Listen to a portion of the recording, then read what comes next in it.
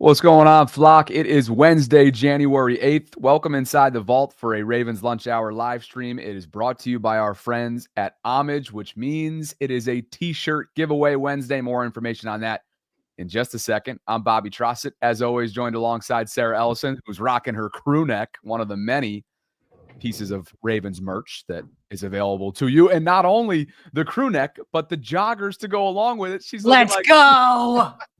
looking absolutely dazzling in that lineup right there. Good stuff. Dazzling. Again, I'll take it.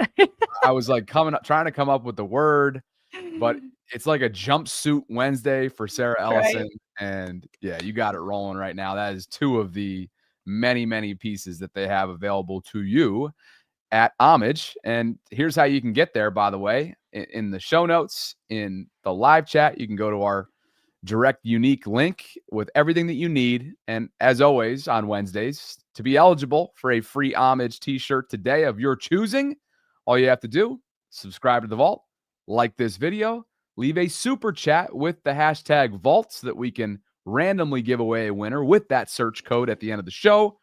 And go explore Ravens gear by visiting homage.com/Sarah and Bobby. And a quick note before we get into today's rundown, our discount code is hot right now, according to Homage. Like, this thing's been being used amongst their affiliate partners, which we are one of.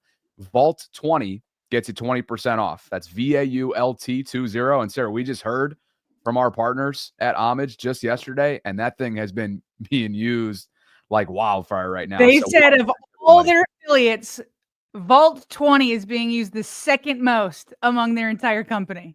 That is our Vault Dwellers. Is that what we're calling them? Vault Dwellers stepping up for us and our brand sponsors. Well, we definitely got to come up with a nickname at some point here. And so without further ado, just in case you missed the last couple days of conversation, we are actively looking for a nickname, not for the show, but for you, the loyal subscriber, listener, viewer, fan. What do you want to be referred to as? And that's what we're trying to come up with. Dwellers, like you heard, vaulters, gatekeepers. Like there's a lot of different nicknames that and there's actually a pretty hefty discourse going on right now in the Bobby Baltimore Discord server. So hopefully we can continue to brainstorm, and we would love some feedback from you. In terms of what we have coming up today, a defiant Lamar Jackson, Sarah, addressed the elephant in the room during his Tuesday press conference. And of course, that is, speaking of discourse, surrounding his postseason record to date, his resume, where things currently stand, where his mind frame is entering yet another opportunity to go on a deep run. Derrick Henry spoke out against those who have used his presence to take away from Lamar's MV3 candidacy. Some new Hard Knocks footage has revealed more about Zay Flowers' injury, and Ian Rappaport, NFL insider, provided the latest in terms of where his current status is ahead of Saturday's clash against the Pittsburgh Steelers. Great to be back with you. Happy Homage Wednesday. We've already got 6 contestants who've entered in via the super chat, but I'm on your lead. This is your opening topic here. You were all in on this during our pre-show meeting, so I will follow your lead. Take us to the promised land, partner. Bobby, it doesn't listen. There's something about today. Maybe it's the Homage giveaway day. I don't know. Maybe it's the content I've been consuming.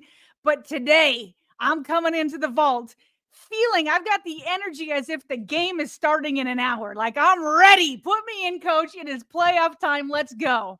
And I think part of it is because I've been listening to national programs around the country. I've been reading stuff around the country. And of course, on the Tuesday, the Wednesday before this Saturday game, what's everybody talking about? Lamar Jackson and his playoff reputation. Okay. And so we know it. We'll review it. Here we go. Here are some of the things that people were saying out there. This graphic from the facility showing multiple time MVP quarterbacks. Okay. There are 1, 2, 3, 4, 5, 6, 7, 8, 9, 10 of them. Of the 10, 9 have won a Super Bowl. Lamar Jackson has not. Now, to be fair, most of these guys are retired and had a whole career to do that. Patrick Mahomes and Aaron Rodgers are the only 2 active ones. Trying to use the MVPs against my MV3. No problem. What else? Okay, well, we know what MV3 campaign he put on. Historic numbers, 4,100 pass yards, 915 rush yards, 5,000 total. First ever quarterback to put up 4,900. 41 passing touchdowns to 4 interceptions. Chef's kiss. The best interception rate in NFL history among quarterbacks with 40 or more passing touchdowns. 45 total, 119.6 passer rating. Best for 4th ever. But what happens in the playoffs? Well, it kind of goes down a little bit. We know this. He's 2-4 in the playoffs. He averages just 220 yards per game. He's got a 57.4 completion percentage. He only has 6 passing touchdowns, 3 rushing touchdowns, and 9 giveaways. It's a big drop off from what we usually see from him. So, of course, everybody's talking about that. What else are they talking about? Oh, how he doesn't play well against the Steelers. Okay, we see this. His first 5 starts against the Steelers, he only had 1 win. And then finally in week 16, he gets another one. His total QBR in his first 5 starts against the Steelers was only 39. He was almost doubled, 66 last time they played. Touchdown to interception ratio, 5-8, improves it to 3-1. And then yards per attempt, 6.5, improves it to 9.7 in the last game. So we've got all these narratives going on around Lamar. Lamar himself was asked about if he uses his past playoff experiences and what people say about him. Does he use it as motivation? You played 6 playoff games. Do you ever, even during this week, do you ever think about those past games to either as motivation, or is your mind just going forward? No, my mind going forward. I don't really think. I was young in the beginning, and it happened fast. It don't happen fast, but the only one I do, to be honest with you, the only one I do think about is the AFC Championship. That's probably the only playoff game I do think about. It was right there, but my mind, I'm focused now. Though, it is what it is at this point. What did you think about in that game? We lost. That's it. Be too amped up for games of this stakes. Is that something that in your career you've sort of, I don't want to say battled, but is that something you still have to remind yourself to settle down in these games? Yeah, I just be too excited. That's all, too antsy. I'm seeing things before it happen, I got to calm myself down. But just being more. Okay, so there's Lamar addressing the elephant in the room about his playoffs. I know you watched that yesterday, Bobby. What was your reaction to listening to Lamar give his thoughts on past playoff experiences? Do you remember right after the AFC Championship loss, we had several discussions surrounding, because of the magnitude of the moment, because of the severity, the gut-wrenching nature of that loss, we pondered whether or not that could potentially have a trickle-down effect or a hangover into the following season. Remember that? We at least had a conversation around that, most of which was speculation. We'll never know whether or not that had anything to do with the first couple weeks going 0-2. But what we certainly know is that they didn't allow it, if that was an influence in their scuffling of a start. It certainly didn't linger around. They finished 12-5. They take the division, and now obviously everything is in front of them. I feel like now that the postseason is here, and there's already been several mentions, one of which you just heard there, of the AFC Championship, it's a good time to bring this conversation back up, because that is going to be used as motivation. It's channeled. Hopefully it's channeled in the correct way, but I hope it's not adding an unnecessary amount or level of pressure, and that they come in playing loose, because when this team's playing loose, they run teams out of the gym.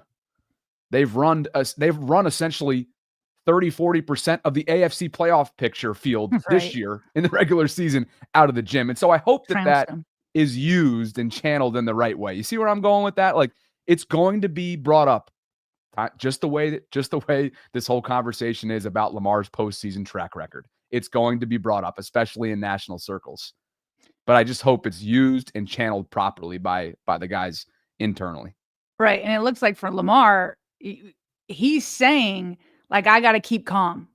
When Jeff Zrebiec or Jameson, I can't remember who asked the second question about, keeping chill, all that kind of stuff. His eyes got big for the audio only people. He's like, oh yeah. He's nodding his head with, eyes wide open, being like, bingo. That is a key for me to stay chill. And I don't know if you guys have noticed in some of the Wired episodes or in Hard Knocks, Harbaugh comes up to Lamar pregame in several games being like, hey, this is just easy, right? Like, we're chill. Like this, like he's like reminding Lamar, they both know, like, we're just going to like take it easy. We don't want to make this moment bigger than it needs to be. And then Lamar, every time the cameras cut to him when the defense is on the field and he's on the bench, he looks like the old school Joe Flacco, where it's like, is Joe going to fall asleep on us? It's like, Joe, do you realize that you're in the playoffs? But that's like a mental exercise, right? Like, I'm going to stay here. I'm going to stay calm. I'm going to stay chill. I'm not going to get too hyped. And he's saying that's part of it. The other thing that I found interesting, that he's like, man, those early years, I was so young. Like, he's like, I can't, like, I got there, and so it is tough to use those early years against him. But he was like, I do remember that AFC Championship game. And that's where the defiance came in. I remember it. And somebody asked, well, what did you remember? And he said that we lost. That's it. So he has been using it as motivation. He said later, he's like, yeah, I've been using it as motivation all year. So the next question comes in, Bobby.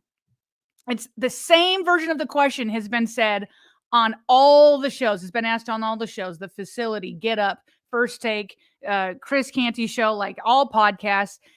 It's some version of this question, which is this season for Lamar a failure if he doesn't win the Super Bowl? I want to get your answer to this question after we hear from James Jones, who, on The Facility has been campaigning hard for Lamar to get that MV3.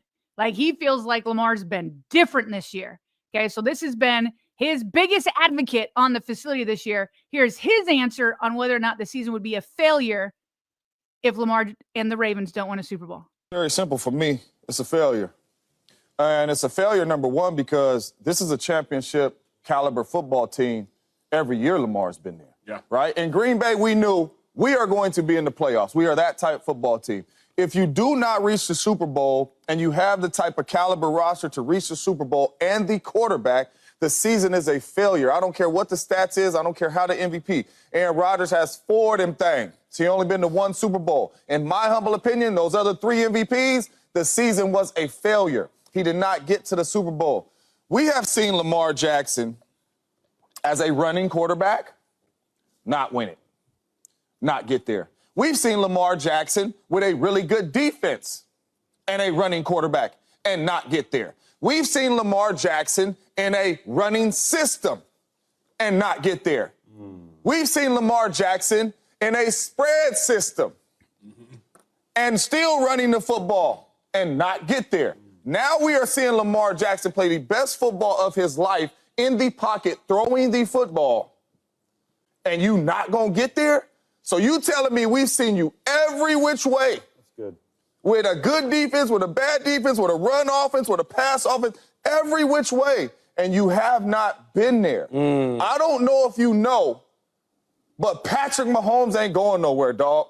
He is not going to the Green Bay Packers. Patty is young. He is going to be in the AFC for the Kansas City Chiefs for his whole career. At one point, you're going to have to do what Joe did, and you got to go through him. And we've seen you in every which way. If he does not get there this year, the season's a failure. If he does not get there next year, the season's a failure. Lamar Jackson and the Baltimore Ravens are built like a championship football team every year, and he is the main piece. You got to get there, man. If you don't, 45 touchdowns, 5,000-plus yards, it's a waste. It's a failure. Okay, Bobby, your reaction. Do you also define it the same way as James? If the Ravens don't win a Super Bowl this season, is it a failure? I think it's a colossal disappointment. I thought the AFC Championship game last year was a failure, and a lot of that had to do with the coaching and the play calling and the overall lack of execution that went into that, bone-crushing loss to Kansas City. So I will not go as far as to say that it's a failure. I don't believe what Lamar's done this year will ever be seen as a waste. It is historic. It is generational, to use your word that you've been pushing, I think adequately, is transformative. Would Lamar himself view it as a failure? Maybe, because of what he said since the night that he was drafted to Deion Sanders in his post-drafting interview. But I would refer to it as a colossal failure. How about you? You mean a colossal disappointment? Excuse me. Yes. Just want to make sure, because I think that's what you meant. I would say the postseason would be a failure for sure, because when the Ravens went out in the AFC Championship game. We all said, okay, well, when the Ravens play the Chiefs week 1, that's not going to be revenge. Like, and I've been campaigning hard. I think that Lamar Jackson should get his 3rd MVP, not because I think he earned it, right? And so there are many goals along the way to the ultimate goal. The ultimate goal is the Super Bowl, and not just getting to it, but winning it. That is how we all felt when they were knocked out of the AFC Championship game at M&T Bank Stadium at home. There's no doubt that was the goal. But to reach that ultimate goal during the season, they had to hit other milestones, okay, which is to have a certain record to win the division, which they succeeded in doing. Lamar Jackson has succeeded in putting together an MVP campaign. We'll see what the voters say about that. But regardless, we all know it's MVP worthy. So he has succeeded at that.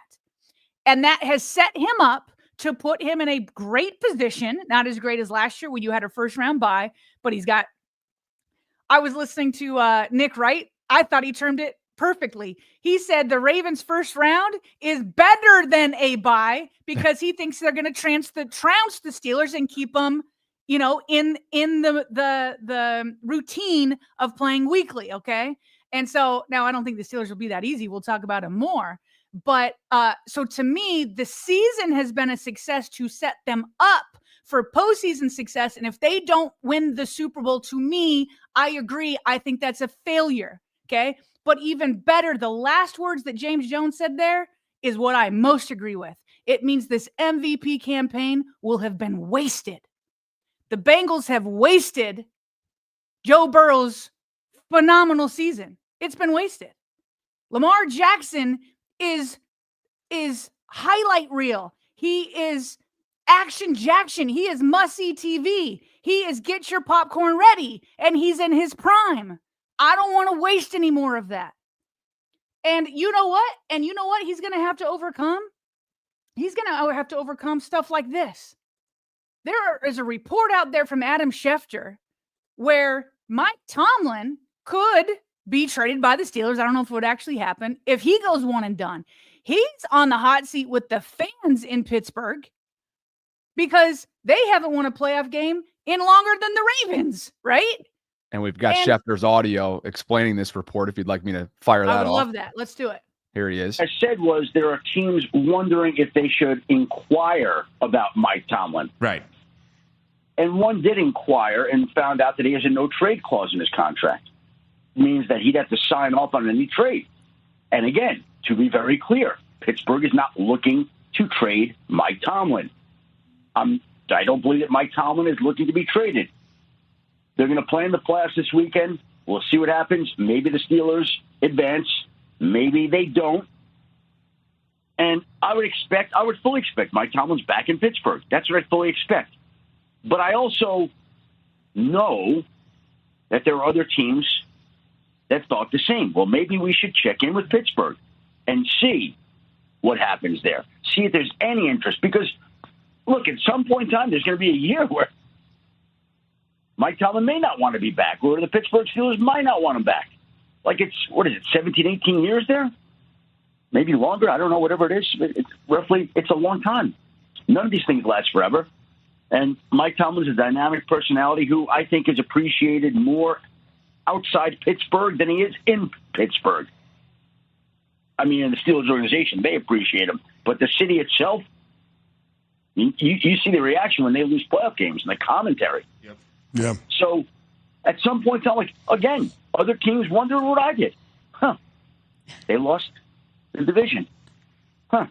Wonder if we could call. Wonder if they'd have any interest. Well, there were teams wondering that. Yes, that is a fact.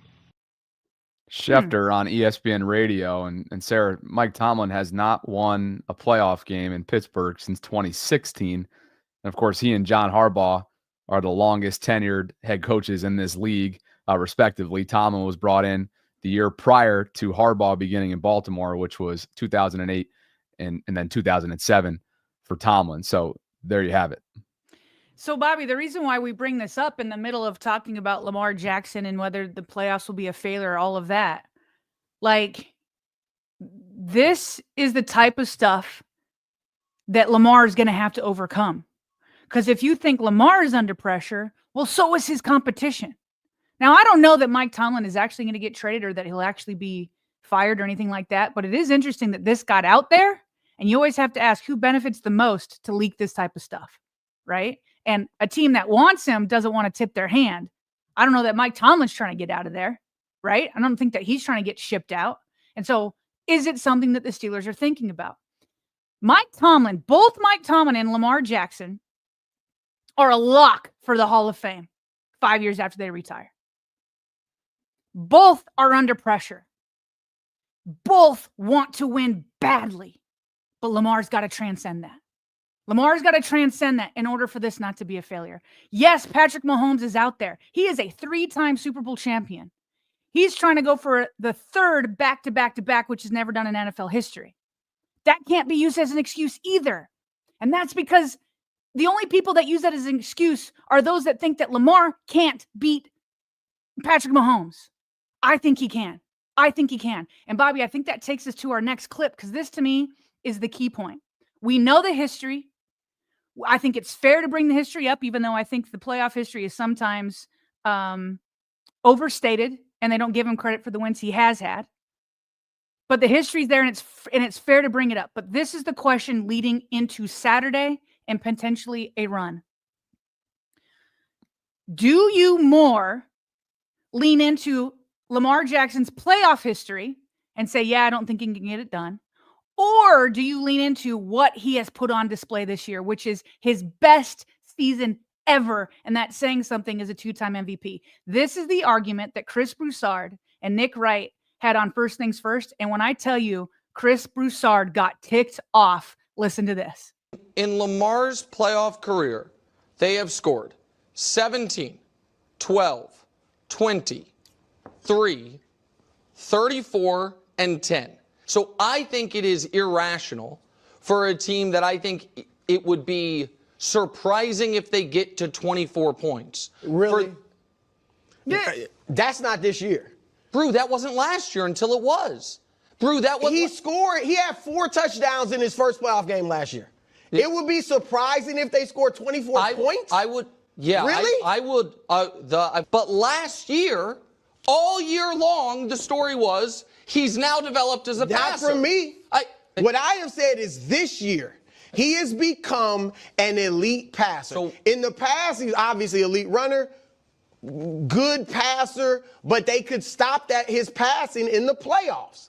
This year, if he goes out and plays stinkers like he has in the past, you will be right. I mean, whether it's nerves or not, but he will not have delivered in the playoffs. And I'll say it just like you.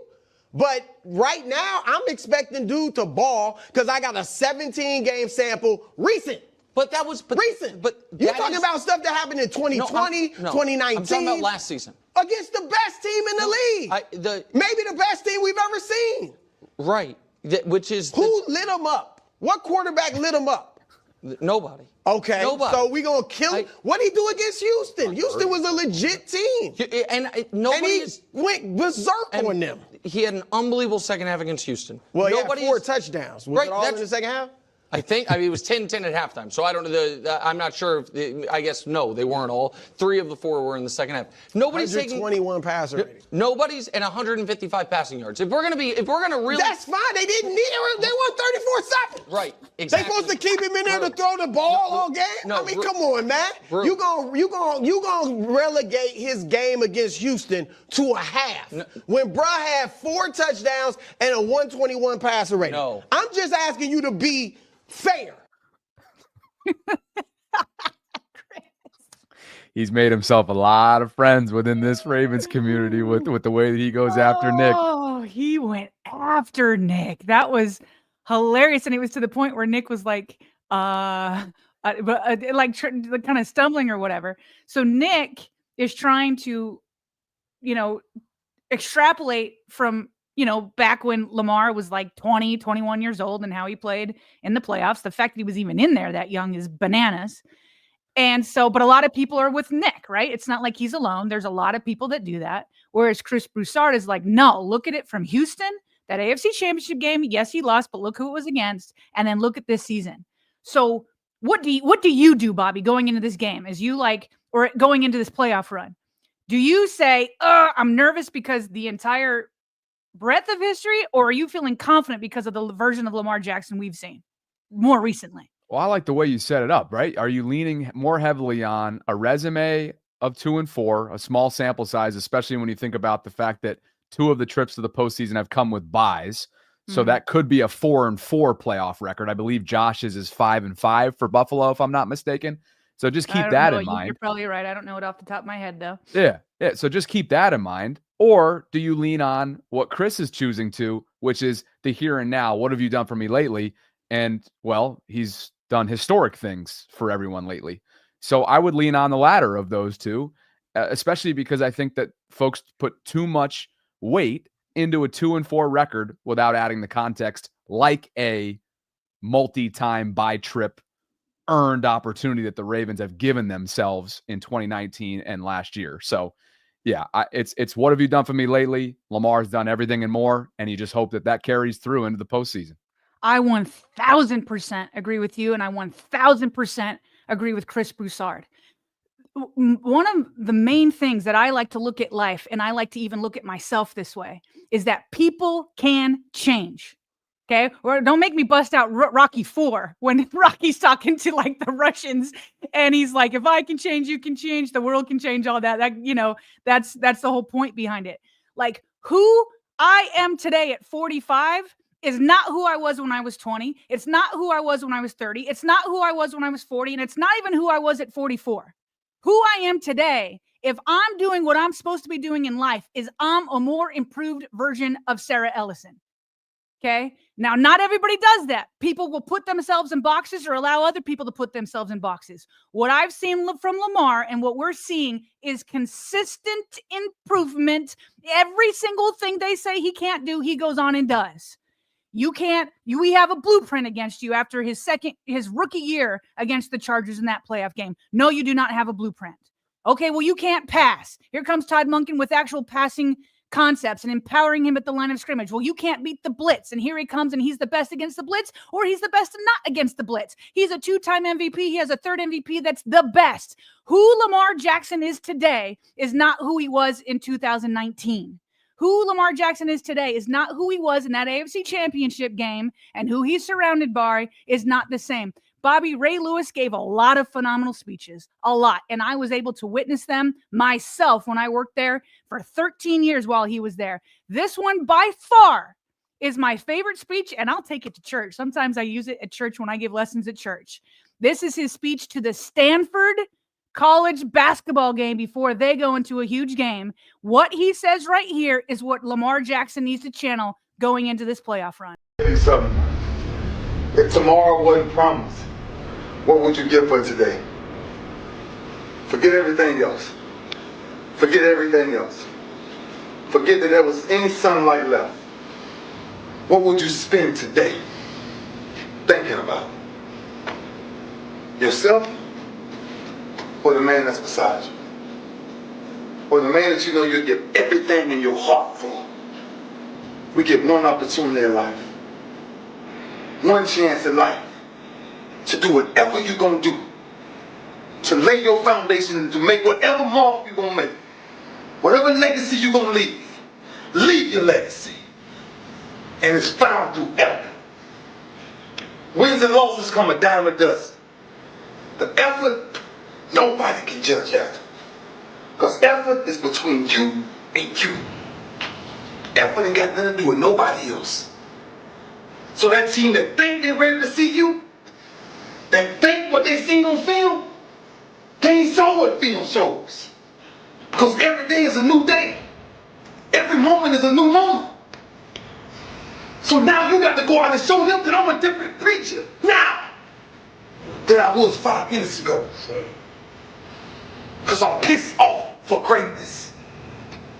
Because if you ain't pissed off for greatness, that means you're okay with being mediocre. There ain't no man in here okay with being just basic. So let's do what we do tonight. We got to worry about taking a break.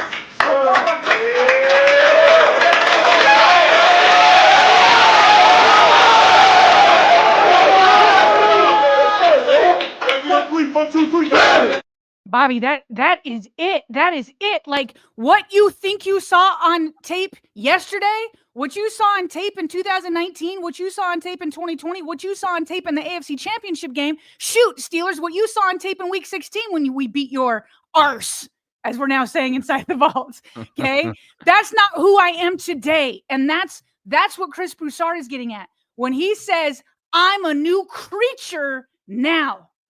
That's the Lamar Jackson, the version of Lamar Jackson that we need to see for him to win the Super Bowl. It has to be a new creature than we've seen in the playoffs before. We've seen a new creature in 2024, as good as the previous creatures were. He's got a new creature next to him in Derrick Henry. It has to be a different story. It has to be a different story. He doesn't have to live in the past, and we showed that clip. He's not living in the past other than that he's ticked off and locked in from that AFC Championship game. He's a new creature today. Leave the past in the past and show him that you've transcended the past, and that's what I'm leaning into. It's a new Lamar Jackson, and this Lamar Jackson gets to write a different chapter in his story and leave a different legacy. I think I'm convinced that clip from Ray didn't need any kind of instrumental or soundtrack behind it. It didn't need that to magnify the moment, right? And that was just you talk about owning the moment, but commanding a room. I mean, as we all know, Lamar and Ray are very different stylistically when it comes to leading. Lamar actually just shared yesterday during his press conference, a small little nugget was that he's led by example. He said that many times throughout the past. But what you've seen is his singular focus speaks for itself. And I think that while it's different stylistically, and you're not going to see really clips like that from Lamar, at least ones that are to that nth degree that Ray brings energy-wise, I still think that both styles can have similar effects. And, of course, Lamar's trying to prove that himself with this kind of run that they're about to go on. We appreciate you for being here today. We're coming up on 3,500 concurrents, so thank you for spending part of your Wednesdays with us. This is a Homage t-shirt giveaway Wednesday, which means we have coming up at the end of the show a randomly selected giveaway contestant winner. 48 super chats have made their way into the channel thus far. But before we continue this show and before we rip those off and read them, again, we want to tell you about what's going on at homage.com. And we just actually found out recently that they have a wild card weekend sale. So Super Wild Card Weekend, of course, is coming up. And this Saturday and Sunday, Sarah, they are going to have $20 off orders of 100 plus. That's the sale. So you spend more than $100 at Homage, and you'll get $20 off that order. On top of that, keep in mind that we have a discount code that we told you about that's being used a lot. So much so, we are the second best-selling collection amongst affiliate partners. So that's exciting, and it's all because of the support that you guys are giving us. But if you find something you like at homage.com, use our discount code at checkout. That's VAULT20, VAULT20. That'll get you an additional 20% off your purchase. And as you see right here, and as Sarah is modeling today, one of these crew neck types. I think you're actually rocking the other crew neck, right? Yeah, where is it? And it might be on the second. But this page. one's sweet. I have this one. I gave it, matter of fact, that one too. So I gifted every single one of my family members something from Homage for Christmas. They are all fired up. I think we both have a version of these joggers right here. Yep. Let's see what else. I've been mentioning this a couple times. I go to the go-to section. There's just generally comfortable stuff here. Yeah. Tees and tanks, sweatshirts and hoodies. So if you're not looking to rock something for whatever reason that has the Ravens logo on it, just know there's a ton over there as well. We These got are by far. started. You just showed joggers because you were like, if you want both Raven stuff and go-to stuff. I'm not joking. Like the joggers that I have these gray ones and I have those purple ones that you pointed out. Like the Homage joggers are just straight up perfect. Yeah, I've got those ones on right now. They're soft. I don't know what it is. It just fits right. Like sometimes when I have on sweatpants, I just feel like they're like men's sweatpants on me. And like meaning like they just don't even fit. Like I put on, my husband's pants or something, they don't fit me. But like these fit so well. Like, and they're so soft. I absolutely love the joggers. Heck yeah. I do as well. I have a pair that's right around the corner right now. I actually see it in my spare bedroom. But again, today's giveaway, if you win, is for T-shirts. So if you win today, one of the many T-shirts is up for grabs. So just keep that in mind. It's homage.com/Sarah and Bobby. You can get there a couple different ways. There's a pinned comment if you're in the YouTube space. If you're on Twitter, pop on over to YouTube because you're only eligible for today's giveaway if you're on YouTube by submitting a super chat with the hashtag Vault. And let's get to some of those because there's currently 52 contestants. So we better get through these really quickly and then talk about the latest on Zay Flowers and a number of other things as well, including some Hard Knocks footage because last night's episode did not disappoint. Maggie got us started way back at the beginning of the show, 12:08 to be exact. And Maggie wrote, on the last Ravens Wire, did you guys see how far Patrick Queen kept pushing Lamar back after he threw the ball? Crazy. Hashtag Vault. You got to watch Ty that Collins. Ty Collins for you. Yeah. Sorry. Give me my shirt. He didn't put hashtag Vault. Come on, Ty. Maybe he'll be that. We got a few of them to get to. Maybe he realized it and will be in the following comments. Eric Murphy writes, I'm feeling more and more fired up every day. This has to be the year. It just makes too much sense. Hashtag Vault. Chris. If I don't win, it's rigged. Hashtag Vault for my cuz. Sea King, King of the Seas. Amari Cooper, free agency pickup. Hashtag Vault. Hashtag Vault Legion. Okay, is that his looks like Sea King has officially submitted an entry for our name. Vault Legion. Let them know what you think. Oceans. Lamar getting all-pro award from the NFLPA over Allen says something. We'll have it in the quick hits. Daniel Inman says, look for Bateman to go off this week. Hashtag Vault, especially if Zay can't go. They'll need him to do so. And Thor. My vote is calling us the Vault Dwellers. Hashtag Vault. Okay. Zinks3213 wrote in at 12:10. I'll take Dwellers or Baltimore's. I kind of like Baltimore's. What do you guys think? Let us know. Again, it's just adding Vault onto to Baltimore. It reminds me of Harry Potter. I was just about to say Voldemort, and that's like what you don't say if you're a Harry Potter, right? You can't say, who is it? He who shall not be named, right? Isn't that the reference from, can't say I'm a huge Harry Potter fan, but that's so funny. You and I were lockstep on that for sure. Storm Chaser Mason Harris says Myles Garrett would look great in Baltimore purple. Hashtag Vault. We'll have that viral clip of him and Roger Rosengarten and their in-game moment that they shared over the weekend coming up later on. David Cool. All pro for MV3, 2 years, 34 to question mark, 28-year-old quarterback, banker. Hashtag Vault. Rave Kingdom says, call us the Cleveland's LMAO, channeling his love and admiration for Ben Cleveland. Hashtag Vault. Bosef. Playoffs, let's go. You two are the best. Hashtag Vault. Chris Dixon, this was making its way through X yesterday. Just so you know, Trent Dilfer and Joe Flacco turned 28 when winning the Super Bowl. Lamar just turned 28, as we all know, yesterday. Chris is saying, next, hashtag Vault. Nikita. Nickname the Foundation. John Wells showing us some love. Appreciate you, John. Happy New Year. Sheree, for you. My first super chat. Been a fan since the 2000 Super Bowl team. Grew up in Baltimore, but now in Atlanta. Go Ravens. I received Lamar's cologne on December 18th, and I wear it when I watch the game. And they have been winning ever since. Hashtag Vault. I love it. All right. Keep it up. You better keep going. Kay or Kai says, so fired up. So many things going our way. Dilfer was 28 for his first Super Bowl. Flacco was 28 for the Ravens' second Super Bowl. And Lamar just turned 28. Also 12 years between of 2000, 2012, and 2024. Let's go Ravens. Hashtag SB3, hashtag MV3. And Hunter Sparks. Anyone else wish the game was already here? Yeah, can you tell? Nerves are high, but feeling confident. Might have to fire up Madden and drop a 60-piece. Hashtag Vault. I'm expecting Saturday in this town to be absolutely live. OG Pearled for you back-to-back. Woo-wee, dummy. I'm locked in as if I'm playing. Hashtag Vault. I think it's K probably, right? K-A-E. Dang it, forgot hashtag Vault. So now she is entered in. Appreciate you, K. Hopefully it's not Kai. And Lauren Wunderlich for you. Dropping in my chat now in case I get interrupted at work. LFG, let's this week. Hashtag Vault. Appreciate you, Lauren. John Wells says, anyone notice the parallels between LJ and MJ? Hashtag Vault. GLA giving us $1.99. We appreciate you. And what you call it for you. Let's go Ravens football. MV3. Hashtag Vault. Receipts. You got to take this one. Just another quantum wave function says. Love a fired up Sarah. Energy is electric. Hashtag Vault. You know I'm making you read it.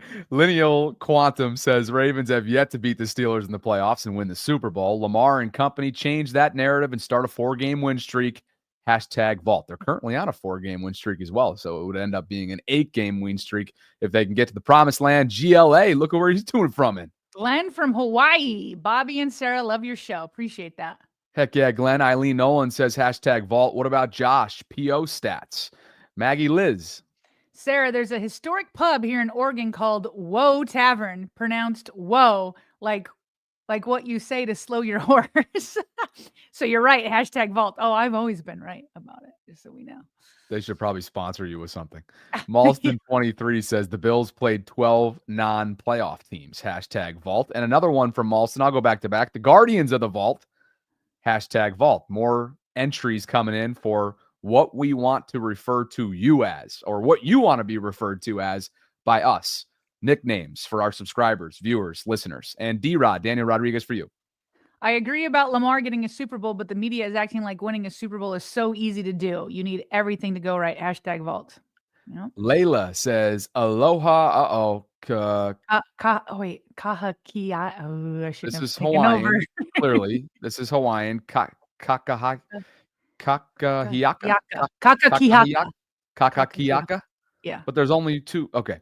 Hashtag Vault. Layla, thank you for making me trip all over my words. And another one, need that graphic on a shirt. Hashtag Vault. Which she graphic? loves your graphic. The fire one. Did you notice on it that I made Lamar bigger? I needed to make him bigger. Yeah. So Sudesh for you. okay, Lamar Jackson, MV3. OG Pearl. I might swerve bend that corner. Whoa. Was that for you? That was probably for you. Minx to Cutie. Kind of liked your whoa, though. There was like some dynamics to it. Minx to Cutie. Hey, Bobby. Hey, Sarah. Love the midweek hype. Not going to lie. The Steelers may come ballin' because they are collapsing. Also, Sarah, you may need 2 trademarks. Woof. Heard it in Steelers. What? Another podcast. Hashtag Vault. Well, I stole it from Home Alone. Buzz, your girlfriend. Woof. Amazing. Hey, Minx, am I blushing today? Everybody check. No pinkish hue today. Evan Burstein says, does Nick realize when he poo-poos Lamar and the Ravens and the Bills, it also inadvertently makes it less impressive that Mahomes beats these teams? Mike M, for you. LJ8 is locked in. Forget all the narrative. Hashtag Vault. Zinks 3213 says, any Vault dwellers, it seems like Vault dwellers is starting to catch some steam here, got a number for Big Ben. I'm trying to book him for the show. LOL. Oh, Zinks and I think probably tweeted back and forth at each other yesterday because if this is the same guy that I went back and forth with, he said something along the lines of, hey, we love Brooke, meaning Brooke Pryor. Yeah. Uh-oh, you're frozen, Bobby. Let's see if we get him back. Okay. Well, you're frozen unless I'm frozen. Who hears me? It's scheduled to come on Friday. We texted back and forth about it. Oh, it's me. It's me. I'm sorry. Oh, okay. Can you retell that story? You got me? Yeah, you got me. Sorry about that. I don't know why it just started buffering, but you got me now? Yeah, I got you. Retell that story. Okay. Yeah, so basically, long story short, if Zinks is the guy that I'm referring to that I went back and forth with on Twitter yesterday, he was essentially like, hey, we love Brooke Pryor, meaning our past Steelers guest, who, by the way, we did have a conversation about Friday. She's just clearing up a few things on her schedule. Okay. And so Zinks was like, as much as we love Brooke, can we get Ben on this week? Because he's been saying all these nice things about Lamar. Ben Roethlisberger? So, yeah, so I go to Zinks. If this was Zinks, I go, yeah, you book Ben. I'll take care of Brooke. All right? Yeah. So anyway. You got a connection to Ben? We'll keep moving. No way, DJ, for you. Okay, headed to the bank Saturday. Last 2 games I've gone to were Dolphins 23 and Broncos in 2024. We need another nuclear game for Mr. Jackson Saturday. Hashtag Vault. Yeah, if I'm not mistaken, both of those were absolute boat races in Baltimore's favor. Devon Barnes says Super Bowl MVP and MV3. Hashtag speak it into existence. Hashtag Vault. Oh, win everything, as Harb says. We got that clip later. Hey, win get everything. That. Shawnee or Sean A. Thanks for the $4.99 donation. We appreciate you. And Gerald Jackson for you. Ray got me fired up. LOL. Put me in, coach. Hashtag Vault. Yeah, that was incredible. Tila says, I love, quote, fired up, Sarah. You make me want to put on some pads and a helmet. Put me in, coach. Hashtag vault. You got anything for Tila? Well, first of all, I love that profile picture of Tila. That's looking pretty smooth right there. Is that new? Is that new? It seems I think she may have. Is that I think new, she may have Tila? glowed up a little bit. Yeah, looks good. Listen. We can't put on the pads, but let me tell you guys something. I'm going to tell a story at the end of the show about Bobby and how he's channeling this put on some pads and helmet, okay? I've got some love for you at the end of the show. We won't go down a rabbit hole yet because there's so much content to get to. But we are fired. We were fired up before the show even started. And it's part because of the playoffs and it's part just because of life right now. All right, I look forward to it. You had me smiling ear to ear, grinning ear to ear prior to coming on. So let's see if that does it again coming up inevitably in probably an hour when we get there. Tila says that profile pic is new to us. Diabolical G. Oh, new to us. Okay. Yeah, I love it. Diabolical G with a $4.99 donation, and Joe Jenkins for you. Y'all should send that clip of Ray to Lamar and Harbs. You know what I need? Who's the guy? Oh my gosh, I can look him up. I'll look it up later. But there's somebody who has taken 2 clips from our show and had me fired up and put good music and graphics to it. He's got to get one from today. Oh yeah. Yeah. We got to do both Ray, and then if I was fired up, I want to see a new video. I'm going to look him up on Instagram because he's one of the few Ravens fans I've allowed follow me on Instagram. He puts you in some nice editing collages and edits. I mean, when you got somebody editing like that, anybody can sound, good on the microphone.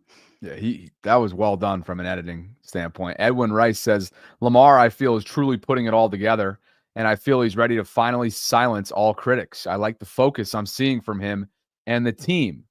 Layla says, I've used the discount code. Thank you. Hashtag Vault. Thank you, Layla, for using that Vault20 discount code, which, of course, will get you 20% off at homage.com. And, of course, we're doing a giveaway. There's 68 of you who've dropped in Super Chat donations. We'll randomly select that coming up later on in the show. And James Lee Wiley for you. Real quick, I found him. Joey Malinsky. If he's not watching, somebody reach out to Joey for us. Come on, Joey. Let's get a hype up video from the vault on the eve or right before we go on this playoff run. Okay, James says, hashtag Vault Insider. Captain Hard, hashtag Vault. Change the narrative. Feels different. Henry Wright Jr. 1-0, hashtag Vault, and Diabolical G for you. Love from Omaha. Highlight of my workday. I know it's early, but what do you both think we need to improve in the offseason? First super chat, love, hashtag Vault. I got to say, Diabolical, I got to wait until after the playoff run before I start thinking about improving in the offseason. Can never have too many corners. I know that. Takashi Walker says 4 more games, hashtag Vault. Captain Hard, forgot giveaway was today, hashtag Vault. And Zinks 3213 for you. Hashtag Vault, Baltimore. See, I kind of like that. I kind of like the way that sounds. It's slick. Baltimore. But that doesn't describe the people who are listening. You don't think so? You Baltimore's? What about Baltimoreans? Whatever. Maybe we'll put it in a poll. Add it into the pile. Yep. Okay. Relly G says Lamar is second All-Pro. Him and Derrick Henry. Pat and Kyle is the all second team All-Pro. Shaking my head. T.O. is I'm just going to read it as it came in. Lamar is second All-Pro team. Him, Derrick Henry, Pat, and Kyle is all second team All-Pro. Shaking my head. T.O. 2 is the only first team All-Pro is Rowe. But those aren't the AP All-Pros. This is NFLPA. That's not the official All-Pro. Players Association. We'll get to that in just a second. Layla, for you. Sarah, homage sizing is true to size, hashtag Vault. Yeah, so this right here, now remember, I'm about 5'10", 145, so I'm very long and scrawny. But in the unisex stuff, I get a medium. It fits me great. This is the one right here that you're rocking, right? Yep. Baltimore Ravens superstar crewneck. Rodrigo writes, hashtag Vault, waiting for the Zay haircut reveal. All that we've seen so far is just the locks, right? In his hand. Yep. Yeah. Okay. Frank Brady for you. Lamar is the MVP, no doubt. Any words to the contrary is motivation on the Super Bowl 1% better every day. Hashtag new creature, nickname Keepers of the Vault.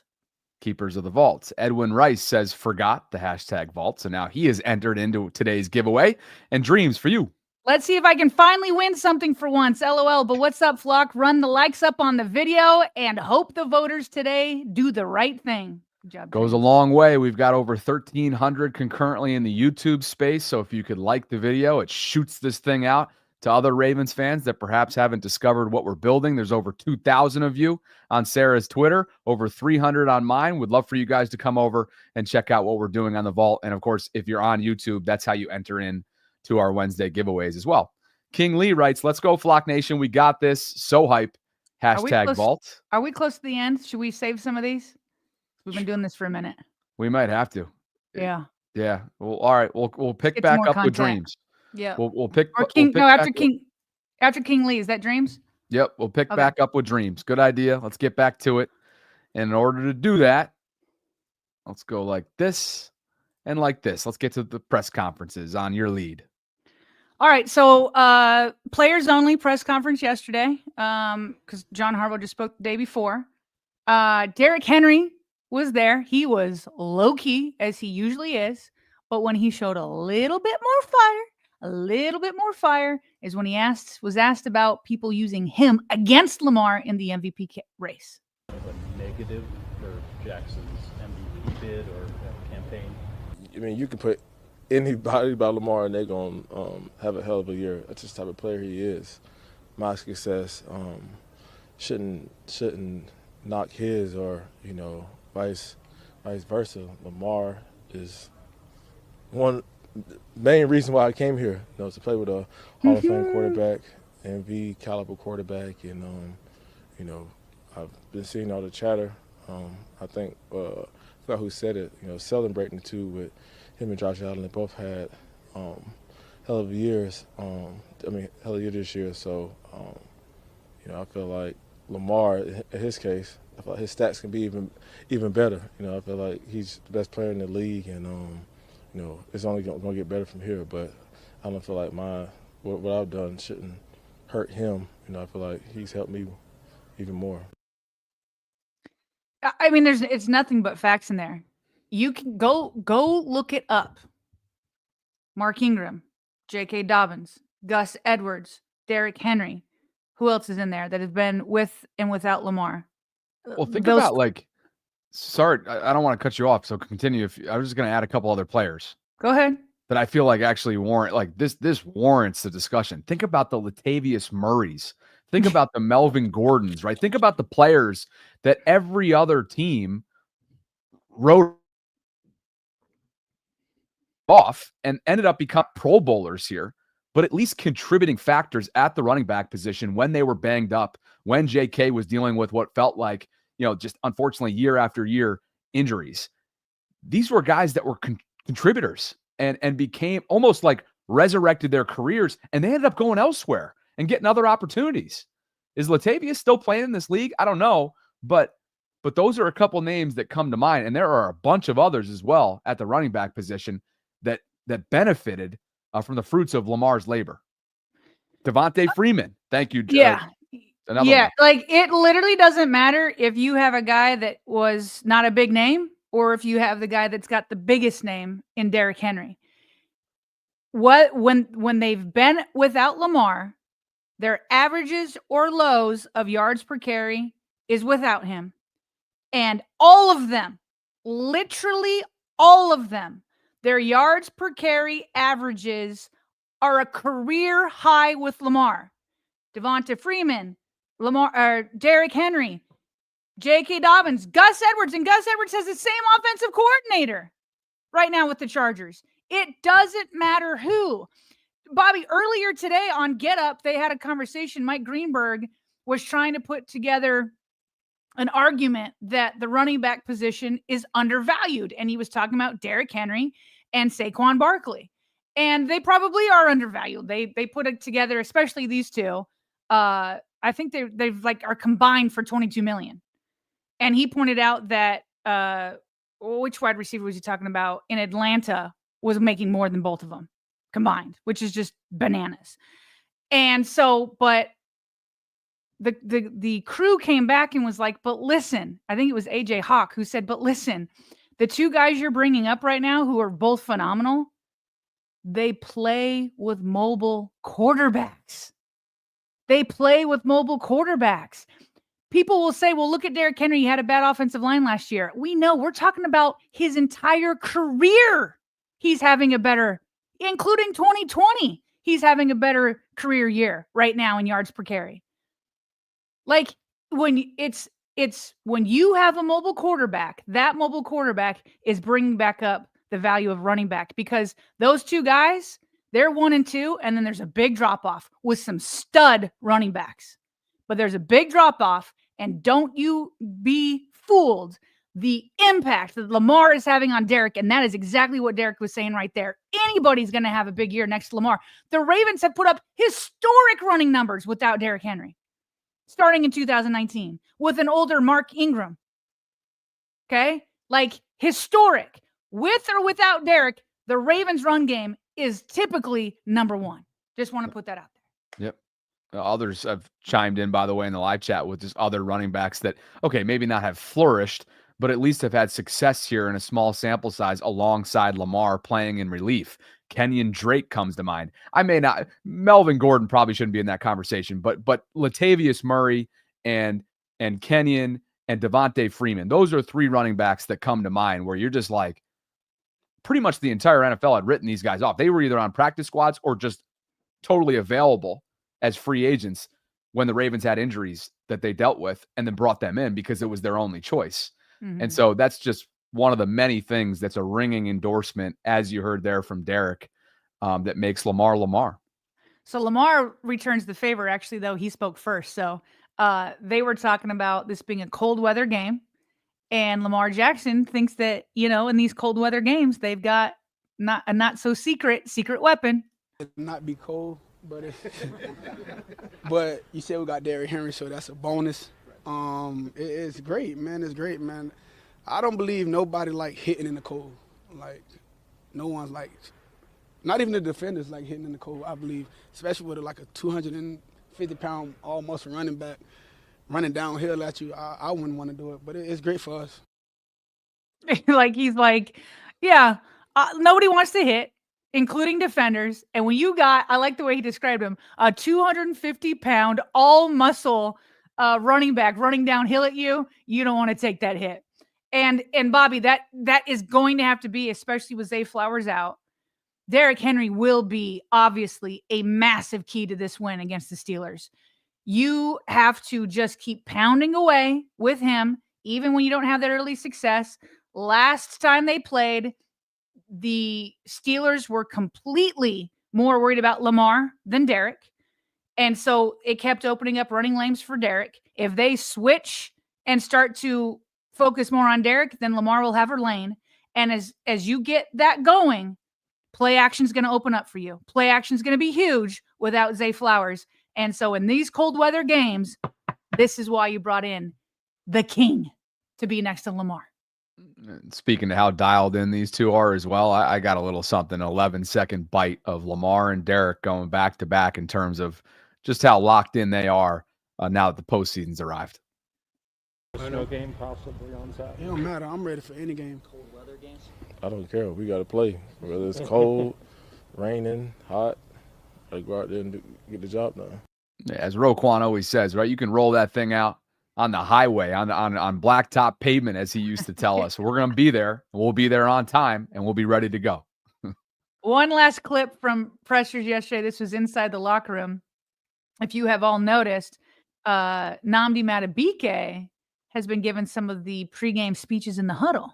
Okay, that's been Roquan Smith's job for a while. So Roquan is asked how Madubuike is doing, and he gives an impression. Get ready for it. Brace for it. More, please. You and Nnamdi have shared and split some pregame speech duties. What makes him good at it? What's a good Nnamdi Madubuike pregame speech sound like?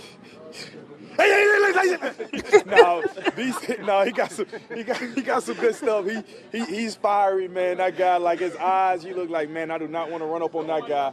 Look like he'll send me to ICU or something. But like, no, man, he definitely get the guys going, and he knows exactly what to say, when to say it. So. And he have the guys ready to go. He's been doing a long time with the D-line, and now when he gets it with the group, it's pretty special. I got a lot of respect for Beak. All right, we got to hear that. Hold on. Bring that back up. Here, we go. Oh, man. Hold on. Here we go. He kind of nailed it.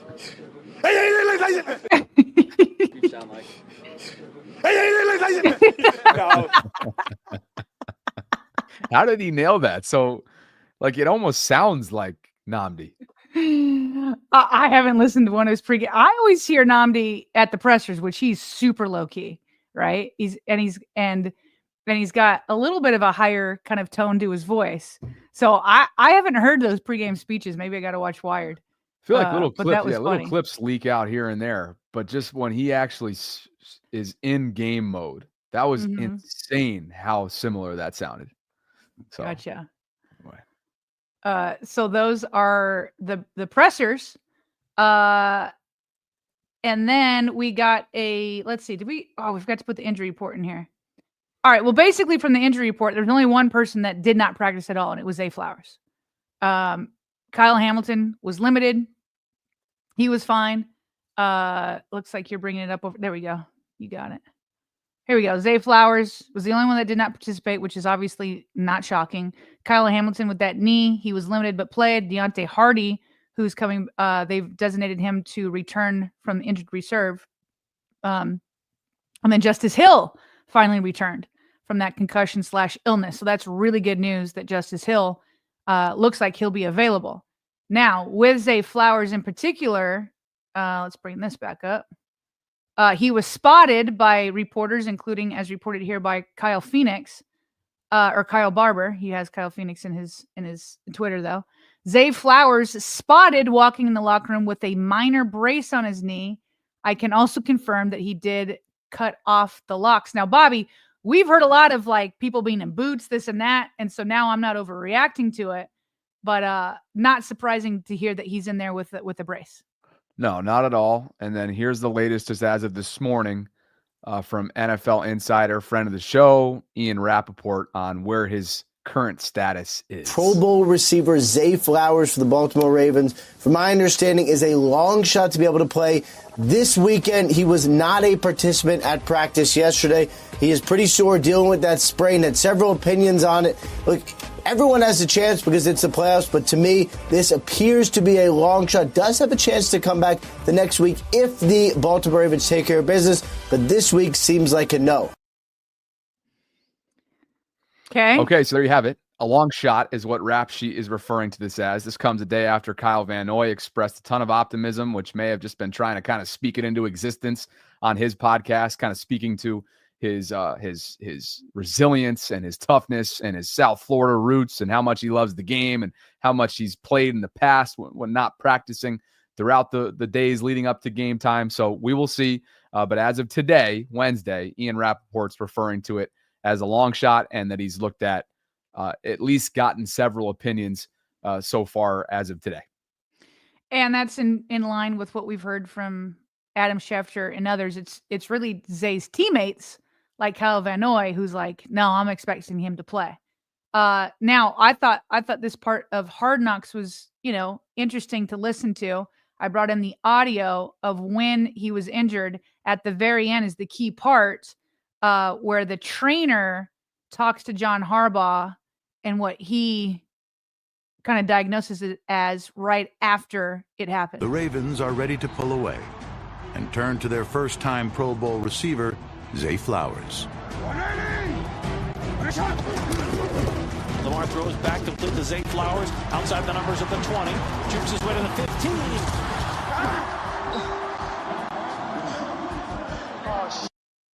Oh, he's hurt. You get hit, bud? Sit down. Zay Flowers is clutching his right knee. You gotta be kidding me. And now the entire stadium holds its breath as the Ravens' second-year Pro Bowl wide receiver rides in pain on the cold turf. Right here, we good. You're good, man. Take your time. You gotta be kidding me. His right knee, but I think the big ligaments are okay. Okay, first of all, I hated hearing him in so much pain, right? And then you can hear John Harbaugh. John Harbaugh knows how big of a weapon he is and how he is the key, a big key to the success to the offense. And so John Harbaugh's like, you got to be kidding me. Oh, bleep, like all that kind of stuff. But at the end, the trainer says to him, it's his knee, but his ligaments seem fine.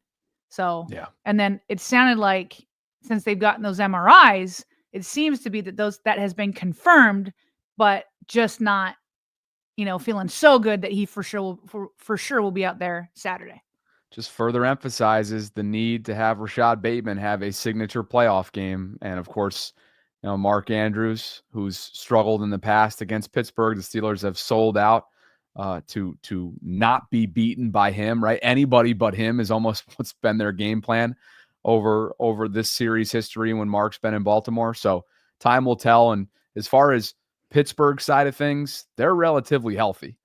Cameron Hayward, who of course is their veteran stud standout defensive tackle, he's dealing with a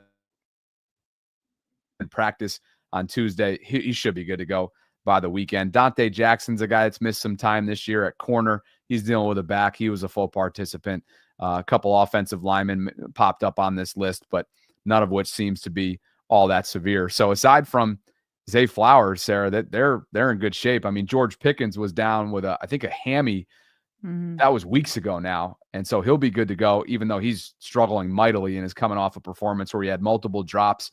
He had an in-game temper tantrum. He was going after the fans. I mean, there's just a lot happening with George Pickens, but just so that you know, the Steelers' perspective, they're in pretty good shape health-wise coming And in. remember, TJ Watt was injured too. Both of those guys were, and George didn't even play. Yep. Yeah. And so that makes the day easier, right? On Roger Rosengarten and Ronnie Stanley and company. But on NFL Live last night, they talked about the impact that a missing Zay Flowers will have on the offense. AJ Hawk, Mina Kimes, and Dan Orlovsky all talked about this. I put it in one clip, but we'll pause it after each one is done with their point. But here is Hawk first on the Ravens missing Zay Flowers. Flowers is the separator, and when you watch these two games against the Steelers, he has been the vertical threat, and also how Lamar plays on his timing. You see a big dig here versus press where he pushes it back into the corner. Now you're going to see it again versus free access. It's going to be the same thing. He's going to hold him outside so that Lamar can stay on his timing. He's going to come completely flat. Dan, I know you love that. Him coming completely flat in the dig to protect the throw, even with open access. Last year, you're going to get a bail. The corner's going to face his hips towards him because he wants to drive on the dig. Well, there's going to be contact, and Zay's going to push in and get physical to still create the separation. Like I said, when you look at Lamar, obviously him going off script, he's one of the best ever, if not the best ever in NFL history. When you see that, a separator allows him to stay on his timing, stay on his rhythm, and know who have the windows that he needs in the pass. Can Bateman do that, though? That's going to be tough. Bateman has skills down the field, and you talk about the separation stat, which is flawed, and I won't get into that now, but he does not separate the way that Zay Flowers does because of his quickness, the technique, his ability to change directions at full speed. That is a very special quality that is for Zay Flowers. All right, so I look, for sure, first of all, I thought it was hilarious that AJ Hawk in front of Dan Orlovsky. Just to clarify, that's Andrew Hawkins. AJ is on the McAfee show. This is a former wide receiver in Andrew Hawkins, just to be clear. You. Yep. Okay, thank you. I messed that up. That's my bad, Andrew. We've got to get these names right. Andrew Hawkins. But right in front of Dan Orlovsky, who last week was claiming that Lamar had more help than Allen because of the separation stats. And so Hawkins is like, he called it flawed. He said it's flawed, but I can't get into that right now. But he was looking dead in the eye of Dan Orlovsky. And by the way, the reason why I kept calling him Hawk is because they call him Hawk on the show. but for short. And then obviously I added in AJ. So my bad. And I think his handle is Hawk as well. Yeah. So we're with you. Yeah. Okay. But he's a wide receiver, and another was obviously a Pro Bowl stud defensive player, a beast Right. for Green. I think who do you play for? Green Bay, maybe. But so continue. Okay, so anyway, I love that he did that right in Dan Orlovsky's eyes. But then his point is the correct one when Dan was like, but can Bateman do those things? Listen, Bateman gets separation and Zay gets separation, but the way they do it is very different. And I think that he explained it well when like Bateman like is this smooth guy that sets you up well, right? He sets you up and then makes a move that opens him. Zay Flowers is that I am 100% even, like at 100% full speed, even when I'm changing directions, right? It's insane how quickly he can change directions and how he's more jitterbuggy. That's not Bateman's game. So to ask Bateman what Zay does, sure, he could take on some of it, but it's not everything that Zay does. And so, but look, you just have to tweak things to take advantage of the skills so that you do have. And Bateman did step up in that Cleveland game, but in Bateman's way, right? They weren't asking Bateman to do everything that Zay does. To me, I guess, to me, it would be like a committee to make up for his loss. Like Bateman can do some of it. I think that some of the gadget stuff you could ask Keaton Mitchell to do, right? And maybe Tylan Wallace could do some of the other things. None of them are Zay. But those are the three things that you have. Do you agree with Andrew Hawkins? Sure. Yeah. The amount that Zay does is unbelievable. You watch him, they should just have a camera on him. The amount of misdirection, the amount of motion stuff, the amount of jet sweep stuff that they ask him to do, he is constantly. I would love to get a step count for Zay Flowers on any given game based on how many steps that he logs, because marathon every game. And the hard part trying to account for him is when he's indirectly involved in plays, because the eye candy that he makes literally demands defenses to account for. That's what they're going to miss the most. We can mention all these guys, right? And they can try to all by committee, to your point, replace him throughout a game, but it's just not going to, it's not going to be the same threat at Right. the level of which Zay commands from an opposing defense. And it's just a different threat, Yeah. you know? And so hopefully people are underestimating what Bateman can do. And hopefully he just has another Cleveland game, but for the whole 60 minutes. Yeah. And is able to step up and move drives, you know, keep if moving the sticks. If you're trying to replace that speed, man, I know they're different positions, different body types, different abilities. Can they get Keaton more involved in the game, even if it's just indirectly? You know, one thing that the Steelers do really well, they have the athletes in the past to make sure that Lamar can be contained laterally. But if you have to account for not only Lamar, not only Derrick, and not only Bateman as the separator, and Mark Andrews coming across the middle, and maybe, just maybe, the 300-pound fullback on top of Keaton's speed, it's a tough task for any elite defense. So here's Mina Kimes on what she thinks the Ravens can do to adjust. Thinking about it from the perspective of the Steelers, with no Zay Flowers, you're a lot more comfortable playing man coverage. Yes. And you're really allocating resources towards stopping the run. So if you're Baltimore, one, play action pass. Got to be a huge element of this game. Play action pass to those tight ends. Yes. Mark Andrews and Isaiah Likely. By the way, Isaiah Likely, he might actually be the downfield separator when I think about this group of skill players. The other thing you want to see, and this is more about the weakness of the Steelers' defense, they really struggle against quick game. You saw that on the other Christmas game against Kansas City. This has been a problem for them all year long. They are one of the worst defenses in the NFL when quarterbacks throw the ball quick. Now, that's a little bit of an issue for Baltimore because I think Zay Flowers' ability to get open quickly is one of his greatest attributes and a big part of the reason why the Ravens had the best quick game offense in the NFL. But what Pittsburgh wants is Lamar standing back there, holding the ball, two guys running routes, shot plays downfield. You cannot get into that mode if you're Lamar Jackson, which you saw him in the first game far too much. Okay, so that was Mina. Sorry, I didn't cover up that game footage. Good reacting on your feet to cover it up there. But basically, she obviously says, you know, the tight ends are going to be huge. Play action is going to be huge. And play action is only going to be successful if Derrick Henry is successful. And And then, shoot, I lost my train of thought. What was her last thing? Isaiah Likely. Oh, that they don't want Lamar just to be dropping back and he's like patting that ball and you're trying to go deep every time. Like the Ravens' quick game has been exceptional and Zay has been a part of that. So you got to figure out a way to have a quick game without Zay. Because you have downfield guys, like she's saying, with Isaiah Likely and even Bateman. And Bateman can do the slants and all that kind of stuff. But you got to figure out how to do a quick game, especially if they're going to be blitzing again.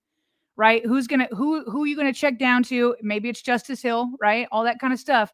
You got to figure out a way to have a quick game to overcome Zay's absence.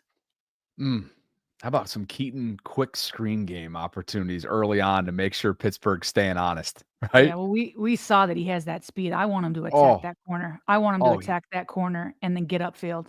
He's got that speed. He's got the vision as he showed on that 47-yard burst as a return specialist just this past weekend against Cleveland. Shall we get to another awesome part of Hard Knocks? One last thing on I want to make one more point from Dan Orlovsky on this clip. Can we bring this back up? Yes. Actually, watch this. Ready? If I was Terrell Austin, the defensive... But can we bring up the video? Because I cut it off. Steelers, so I know, and I think he's a really good coach. I would spend my whole week throwing motion at my defense. This defense struggles so much with the communication part of motion. Yeah. So I cut it off there. So he's saying there's a whole breakdown on how the Steelers struggle against motion. Ravens are phenomenal with motion. But again, Zay was a part of that. How many times have we seen Zay motioning? So Patrick Ricard can be a part of that.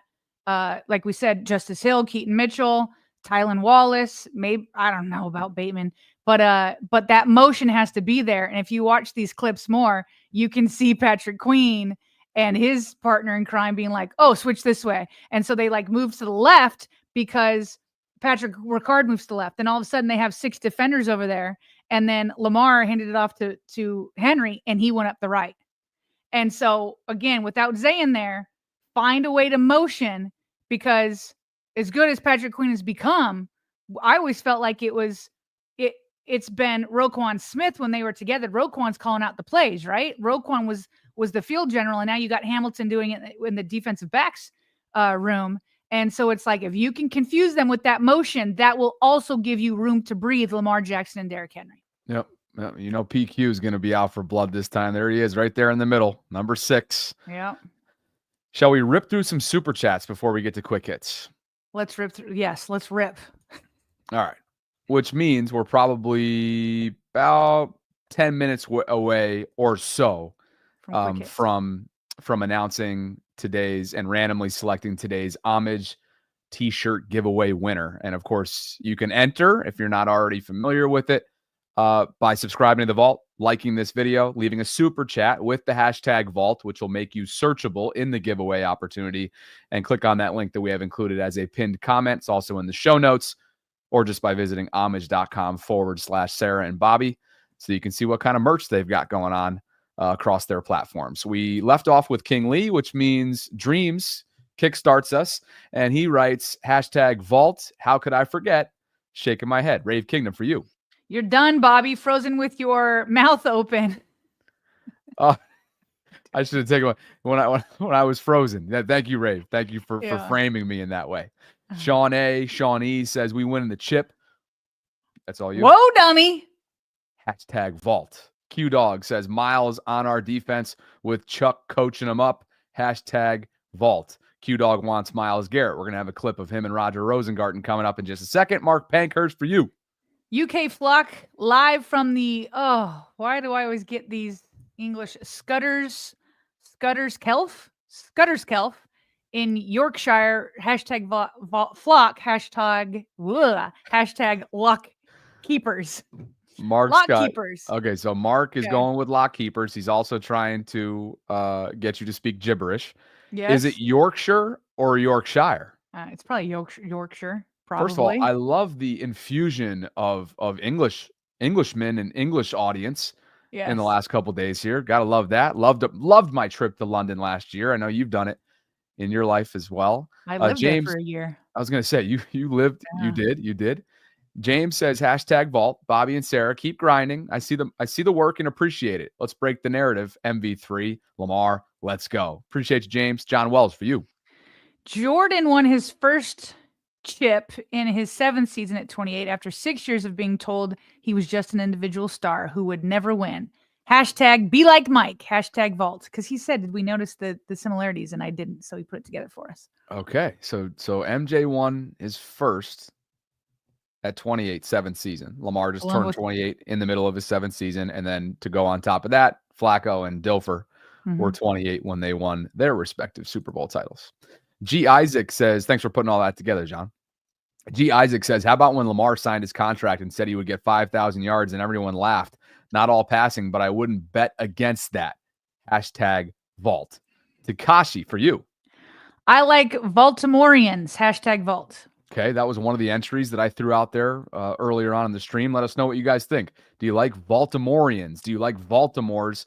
How do you want to be referred to as a loyal listener, subscriber, viewer of ours? That's what we're trying to get down to, being that we've been running for, a couple of years now. Runnix for me. Lamar is the MV3, 10-1. 10-1 touchdown interception ratio. Ravens handle the Steelers 35-10. Brandon Stevens interception, maybe. Hashtag vault. Drew J with a $1 donation. We appreciate you. And Jemmy93. Let's win it all this year, baby. Hashtag vault. Samuel McDougald says, I'm from Buffalo and agree with Baltimoreans. Hashtag vault. Starting to add up. And Wrigley? Saw it, probably. Saw it from a comment on yesterday's awesome episode, Vultures. Like a vulture, birds of a feather, right? Hashtag vault. It's just that it's a different bird. Okay, another entry, though. Let us know what you guys think. I like Vultures. the way it sounds. Vultures. Vultures. Yeah. Leslie Jean says, hashtag vault, and this is for you. Why don't you try it, Bobby? Oh, man, I forgot the way you say it. Woo-wee! Let's go MV3. I'm fired up, Sarah style. Let's get it. Jay Griffin, LFG boys, hashtag vault, and Steven Dents for you. The final nail in the Steelers. Hashtag vault. Oh, Raven Feather says, hashtag vault. Sarah and Bobby's flockers, or the flocking vault. That's a good one. And Sam. Not gonna lie, Vultures is nice too. Hashtag vault. Okay, Vultures, Baltimorean seems to be gaining a little bit of steam. The Aries Explorer says, I see MV3 as Super Bowl winner and Super Bowl MVP. Let's go. Excited for Saturday. Hey, Bobby and Sarah, Canton will be on fire. Hashtag vault. And Layla showing some love. Thanks, Sarah. 5'5" and bought a large. Next time, medium. Hashtag vault.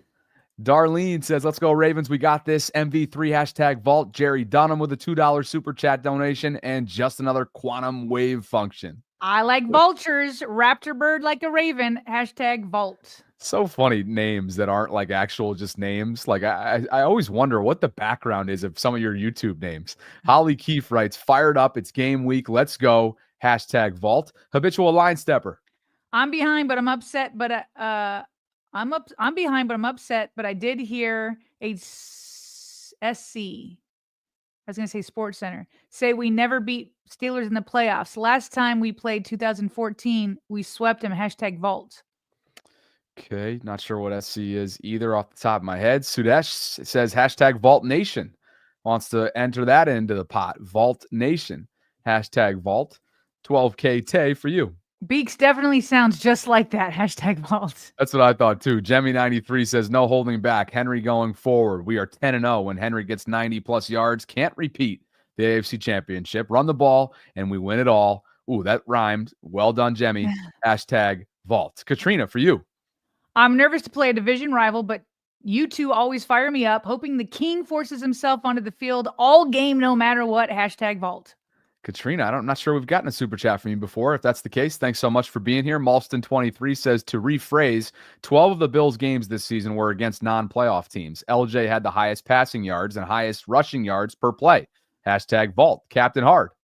Deontay Johnson completely missed his opportunity. SMH. Hashtag vault. He will be in the playoffs and have a chance with Houston, but yeah, given the injuries, it certainly begs the question. Thomas White says, Bobby and Sarah, just wanted to give a shout out. Keep up the good work. I'm a Louisville Raven, and it's amazing watching Lamar every week display his greatness. Hashtag vault. Thomas got to see it first, and I can only imagine how much fun it is watching him ascend year after year after year, being that you guys were on the ground floor at the collegiate level. C King.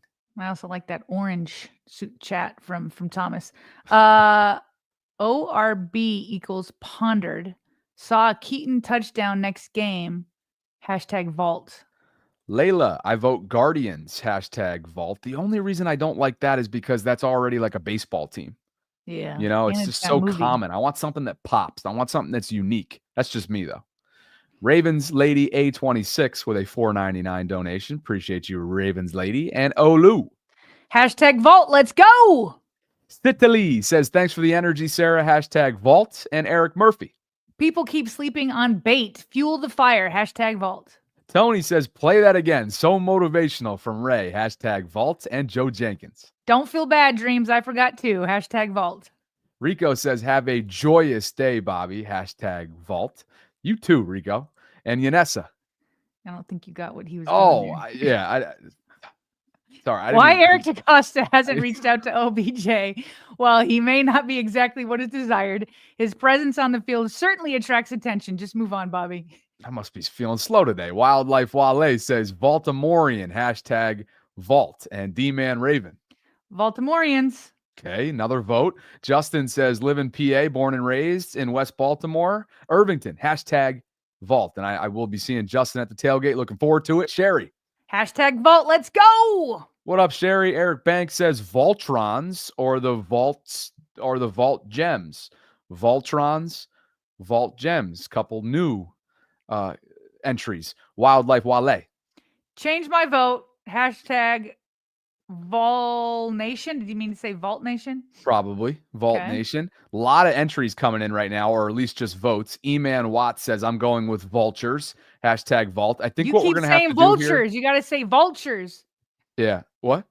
I said you keep saying vultures. You got to get the vultures in there. Make sure you emphasize it. Oh, that's hilarious because I thought I was. So maybe I just wasn't maybe you did. Maybe emphasizing it. But what we're going to do here is there is a feature, I believe, in the live chat that allows you to put forth a poll. Yes, thank you. Yeah, So we'll look to do that. Wildlife Wale says, oops, #Vault Nation, #Vault, and James Green. Ricky Bobby. Joy says, Faith Family Football, let's go Ravens, #Vault, the lifestyle that I know my partner lives by, and Oots. Vault keepers keep the bank and the castle safe. #Vault. 118 super chats. Woo! Man, you guys want us to go 2 hours, don't you? But we got to get the quick hits. Let's do it. Quick hit. Should we start? What do we want to start with? Let's do some hard knocks, right? Some hard knocks sound bites. Let's do it. We'll start with John Harbaugh's speech to the team going into the Steelers. Maybe we should end with that. Whew. Let's end with that. Let's come back to that. Okay. I want to hear go. Roger.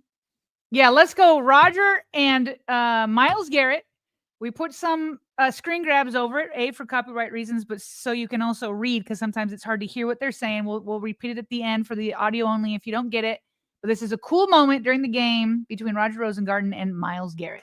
I'm a nobody, but I get that jersey out there. Hey, you in the league, y'all winning games, y'all looking great. You ain't never nobody. I got you. You got me? Yeah.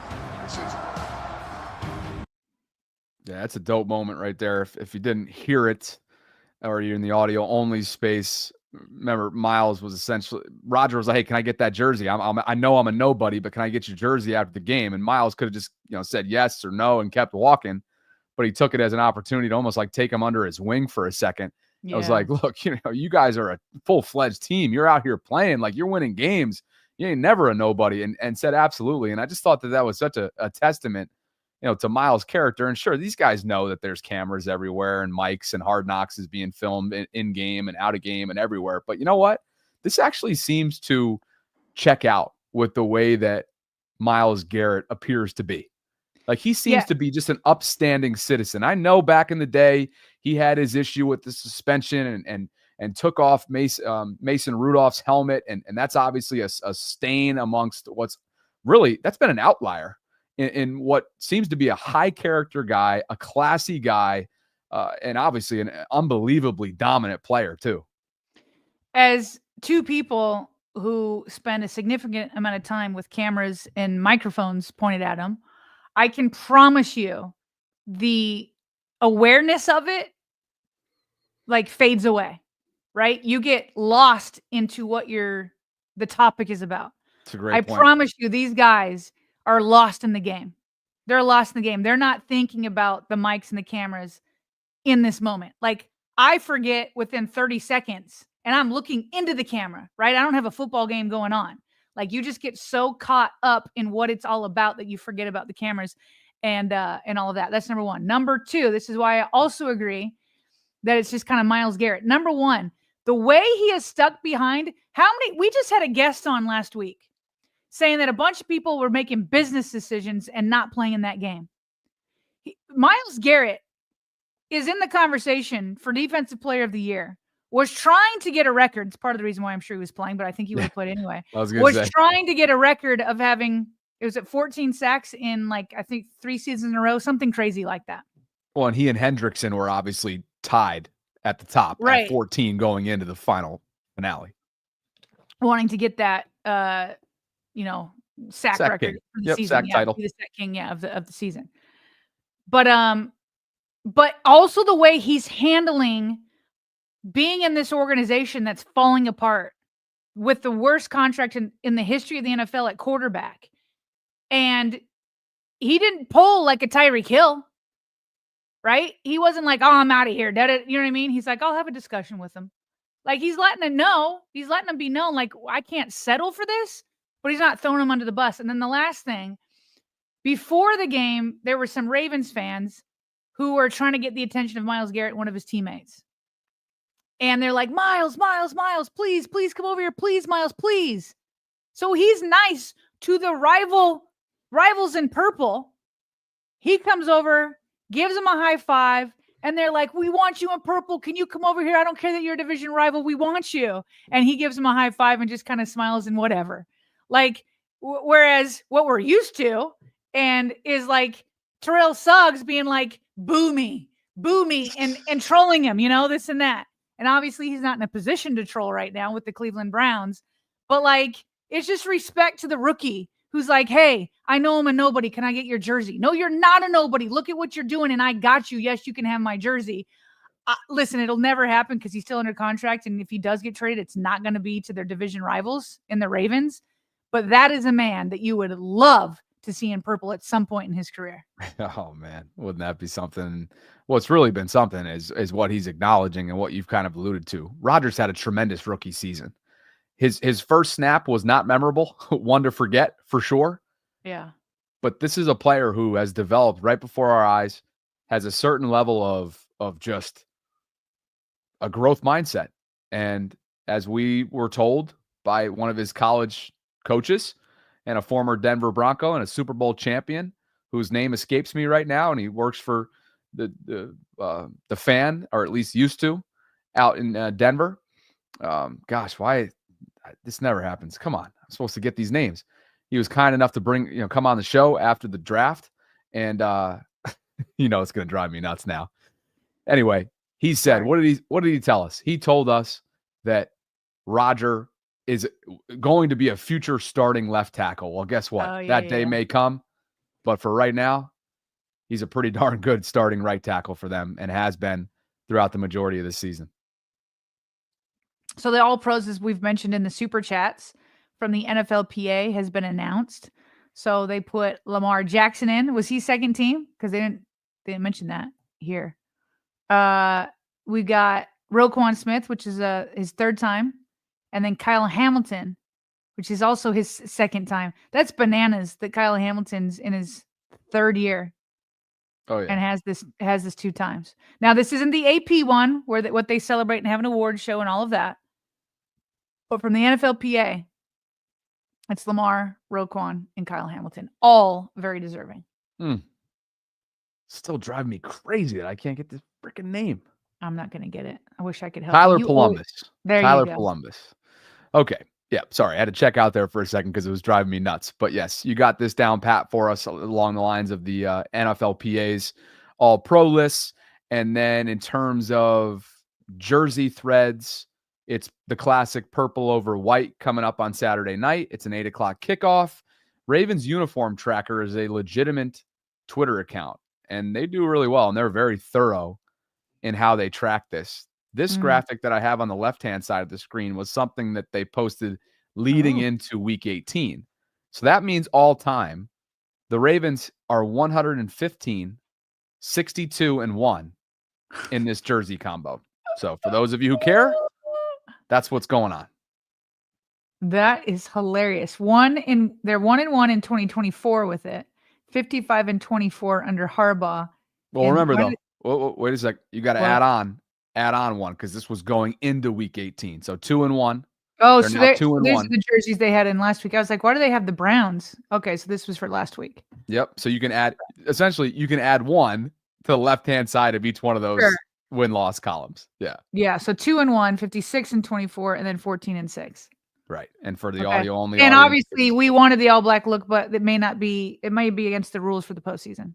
you know, it's funny. I was actually looking that up prior because I tweeted something about it and people are killing me for saying something that's not allowed. But then I went and looked it up and it said apparently once per postseason run, you can go with an alternate look. Well, I looked up last year's jerseys in the AFC Championship game and the divisional round, and you weren't in all black for that either. I'm sorry that they were or weren't. We're not. Oh, you know, in my mind, I was like, are they gearing up for a potential like Buffalo upset loss so that they can actually host? Wouldn't that be wild if they host a divisional round game after all? But anyway, that's what's going on in terms of the threads. And you had this quick hit in. Well, you know, I like Scott here. Scott Cascamore. And this refutes also what Dan Orlovsky said the other day when he was like, he was talking about the reasons why he was voting for Josh Allen for MVP.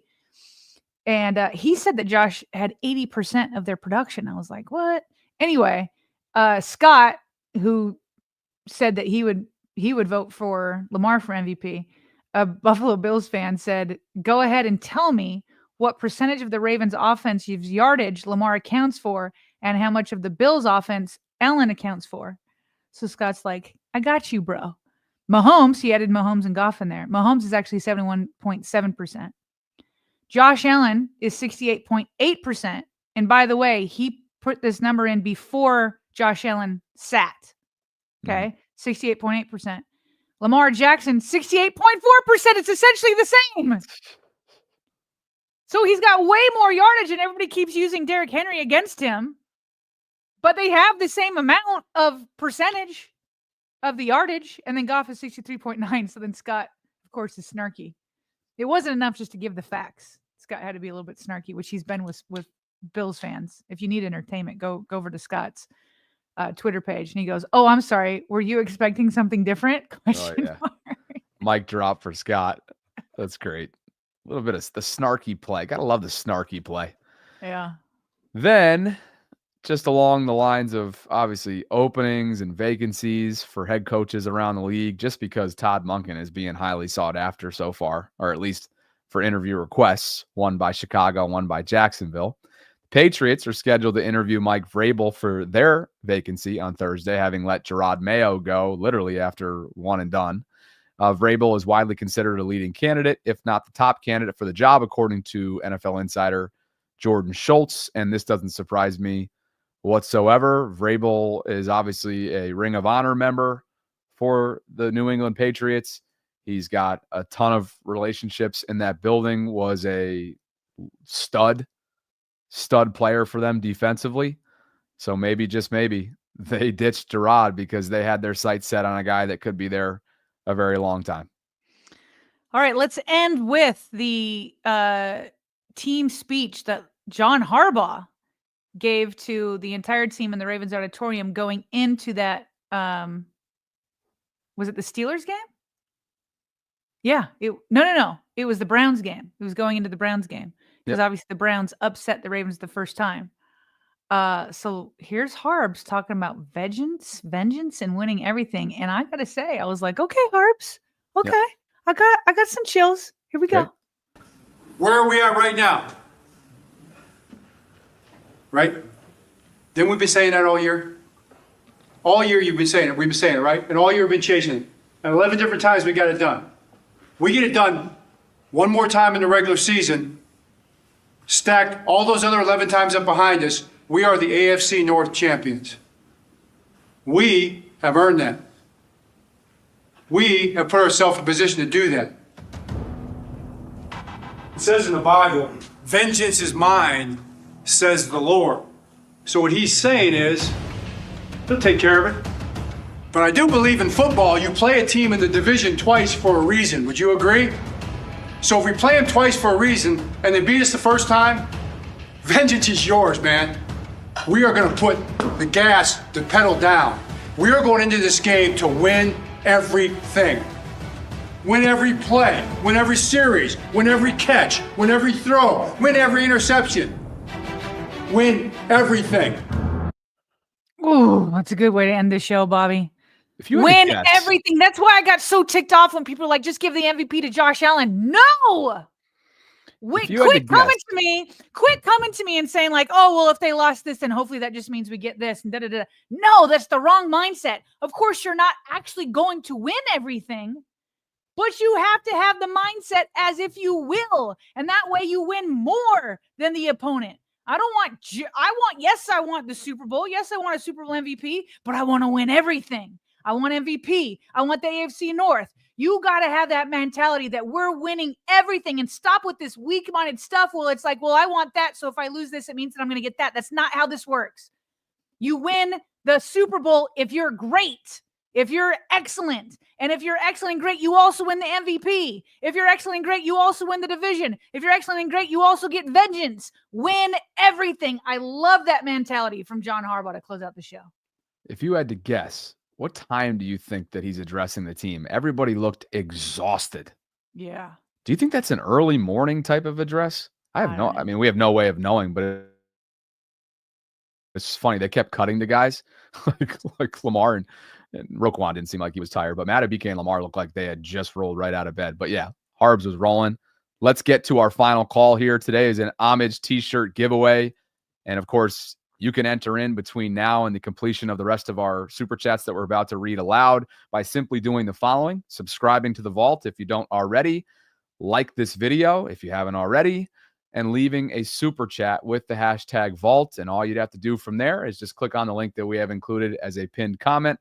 It's also at the top of the show notes, and it is homage.com/Sarah and Bobby. We've continued to partner with Homage. We are thrilled to be doing so. Our discount code VAULT20, VAULT20, is hot right now, and it'll get you 20% off your next purchase at that link if you are interested in doing so. So with that, I believe we left off with Oots. So James Green says Ricky Bobby. Apparently that's becoming a thing now. And Saad Blitz 34 for you.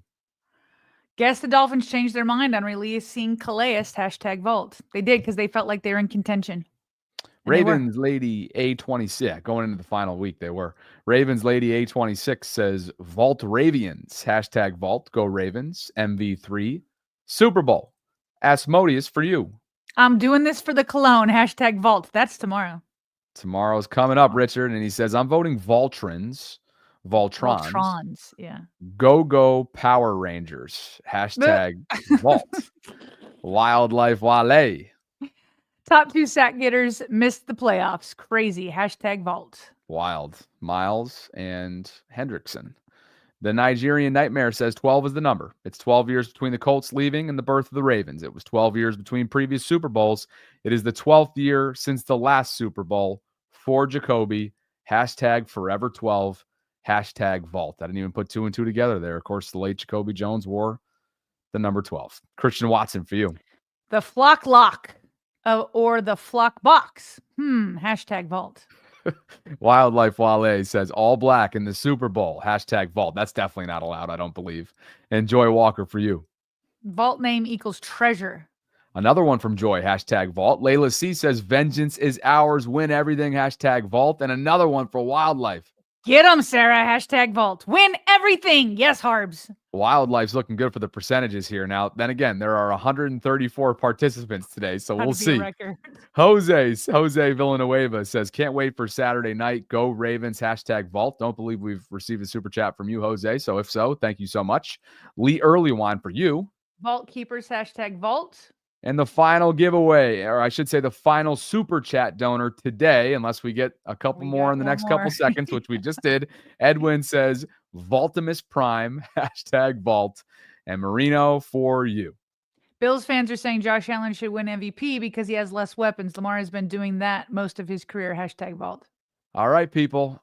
I think we have reached our time, an hour and 46 minutes into this Wednesday live stream, where you have entered yourselves in. Now we randomly select a winner for today's Homage t-shirt giveaway. You will be eligible if you've done the following: subscribing to the Vault, liking the video, leaving a super chat with the hashtag Vault, and visiting our unique link, homage.com/Sarah and Bobby. Partner, the floor is yours. Let it spin. Here we go.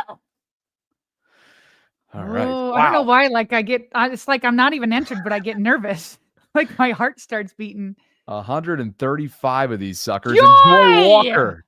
Joy Walker Walker is the winner. And guess what? She earned this one because there were multiple. She had the hashtag Vault. She had the Vault name equals treasure.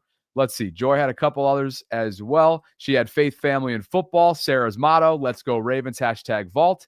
And I'm just going to keep scrolling because I feel like she may have had a few. A couple more as well. But congratulations, Joy. Sarah, what do we need from her? We need an email from you at BaltimoreRavensVault@gmail.com. BaltimoreRavensVault@gmail.com. We need you to give us a t-shirt, not a sweatshirt or joggers. It needs to be a t-shirt, a link to the t-shirt you want along with your size. Send us your mailing address, then show us receipts that you have liked this video and that you have subscribed. Oh, never mind. I was going to say also click on that link, but you have to in order for us to get you a t-shirt. So those 5 things, email it to us. Joy, congratulations. Yeah, congrats, Joy. That's awesome. And again, if you head on over to homage.com/Sarah and Bobby, you'll find that there are plenty to choose from in terms of their t-shirt selection. You've seen Sarah model off the Angry Runs one. That's definitely a popular one for $30. But again, it's free for our winner. But for those of you who entered in and didn't win, maybe you go in and indulge. Just a Kid from Baltimore if you're a local, and some other more standard t-shirts as well. One of the many things, getting crabby in Baltimore. That's very festive. Maybe not for this time of year, but so anyway, just a ton to choose from. Congratulations to Joy. And just to rip that off once more, you can find our email as you see right now, scrolling on the ticker. You can also go to the show notes where you can find the information that you need. It's BaltimoreRavensVault@gmail.com. Send us a link of your t-shirt of your choice. Send us the size of your t-shirt of choice. Send us a good shipping address and just obviously some notifications that you are subscribed and like the video. Awesome. We got another one coming up next week, by the way, which will be exciting. We got one more thing. Or are you going to do patrons? Can I tell my story about you now? Oh, you can obviously add into this if you'd like to. Sure. Let's get our Hold patrons in here. Yeah, go for it. Greg McCarthy and Michelle Spate. We appreciate you both for believing in what we're building. You guys are valued members of our Patreon community, and you choose to support us on a monthly basis in exchange for this monthly shout out. So thank you both. Happy New Year to you both. Greg, Michelle, we appreciate you for being part of the community. And if you guys are interested in doing the same, go to patreon.com/RavensVault podcast. You can learn more about what we're offering here inside the channel by clicking on that link that's in the show notes, the video description just below. What you got in your mind? Real quick, Jemmy, one more time. Give us and you know what we need to do? Thank you. You know what we need to do right now? What? I didn't want to forget this. I just want to write down so that we can do our poll later, the names that have come in. So Vault Dwellers, and everybody, if you guys can help us out in the chat right now, I'm just going to write this down in our document. Vultures. Yep. Yeah, Baltimorean Vultures. Vulch, and then URES after Vault for Vultures. Vultures, yeah. Okay. What else is it? Vault Nation. Vault Nation. Bankers was one. Chat, you guys got anything? Vault Keys. I'm reading what they're doing. Voltron, thank you. Voltron. Yeah. Vulture, yeah. You said Vault Keepers, right? Vault Keepers. There was also Vault Keys I just saw. Or Keepers of the Vault. It's so long. You know? Yeah. Let's see. And then some also- people are always say, I've seen, I didn't see this right now, but some people are like, you guys are overthinking it. It's just vaulters. Vaulters. Let's add that in then. If that's the simple part, Yeah. let's add that in. Oh, right now I have 7 entries. Chat, let me know what you think here. Vault Dwellers, Baltimoreans, Vultures, Vault Nation, Voltrons, Vault Keepers. Vault disciples, like a disciple. Vault disciples. Oh my, that's hilarious. Where is that? Can you Some- bring that up on the screen so I can spell it? Let's see how this, where did it go? Here we go. Oh, that's hilarious. Vault Disciples. Okay, that's number 8. We have 8 Flocksmiths. Flocksmiths, but there's no. But there's it's like no- a vault. You have to undo the lock. You know what I There- mean? That's what he's saying. But just write it down. We don't have to put all of them into a poll. Yeah. Problem with that, Justin. You don't even want to write it down. Look at you. Well, you want to know why? Is because there's nothing that makes it unique to. Remember, one of the things we discussed earlier in the week was like making sure that we differentiate from Flock Nation. Because if you're a Ravens fan, doesn't necessarily mean you're a fan of us. No, but he's doing that by saying you I know. unlock the vault. There's the play on words there. I get the theme. Yeah. But Dwellers. Banks. I mean, bankers and dwellers are kind of the same thing. Like you got to say vault bankers or vault dwellers. Vaultings, vaultifites? What? I don't know if Justin Holt was trying to like basically say what I was saying. Write it down, dummy. unbelievable. I'll see you at the tailgate, Justin. Oh. All right. I think we got 9 of them. So Mike is saying that Vault Disciples sounds like a cult. it kind of does. Maybe that's what we're looking for. Vault heads? Insiders, Vault Insiders. We have vaulters down, fly. So that's kind of the OG one, you would think. Okay. All I think right. we get most of them. That gets us at 9. So we'll to be continued. To be continued.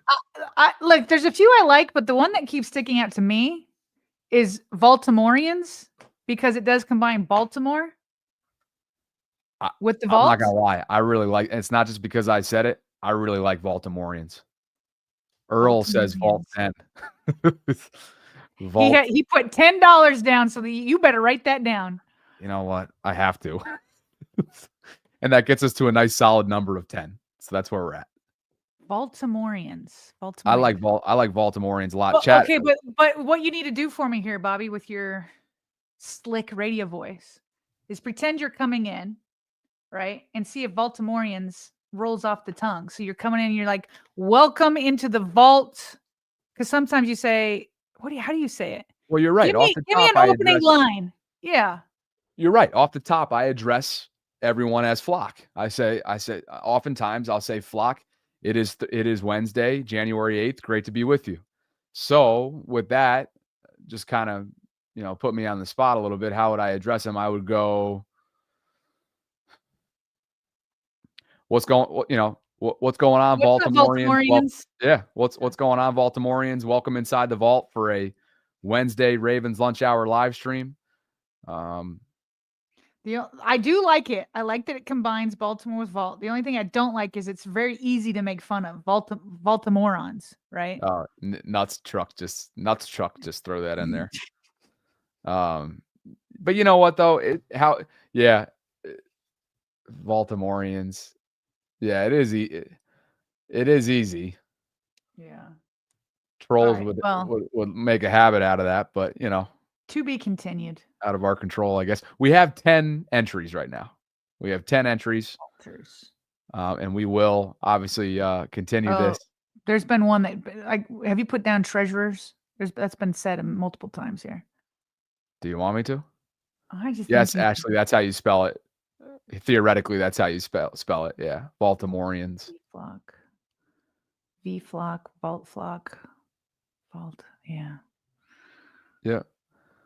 Takashi's saying I'm slacking on the concurrence. Is that because you like where we're at? Like we had over 4,500 concurrence. No, it's because you haven't been. Or maybe it's because you haven't been saying it enough. Oh, I've been watching it though. Oh, okay. Yeah, Yeah. Prince Lee is demanding you write down vintage vaults.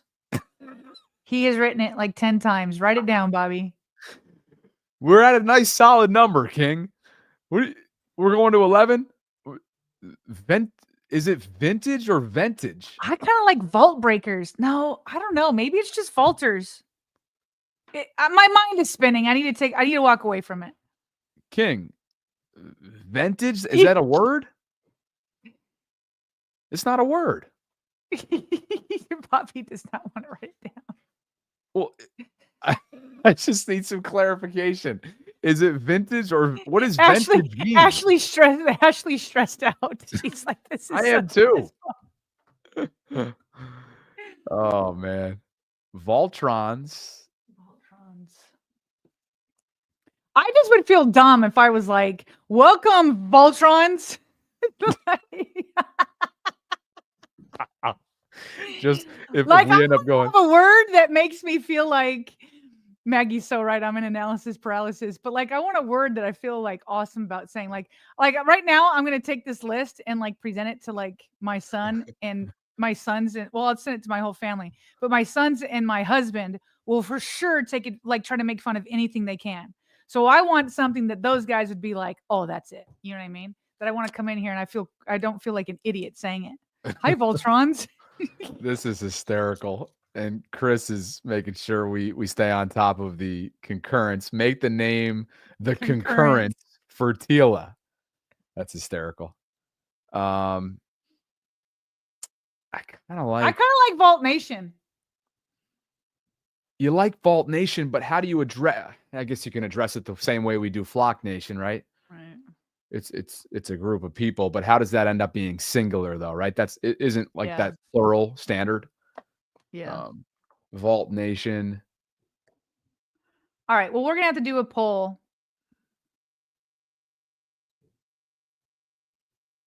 Vault concurrence. Vault currents. Marcus says he thinks that Vault Nation's too close to Flock Nation, which is understandable. And yes, Chef, we have gone back to back for the first time ever, weekday 2-hour live streams. Listen, we're on the verge of the playoffs. If there's a time to do it, it's now. Yeah. Okay. Wait a second now. Wait a second now.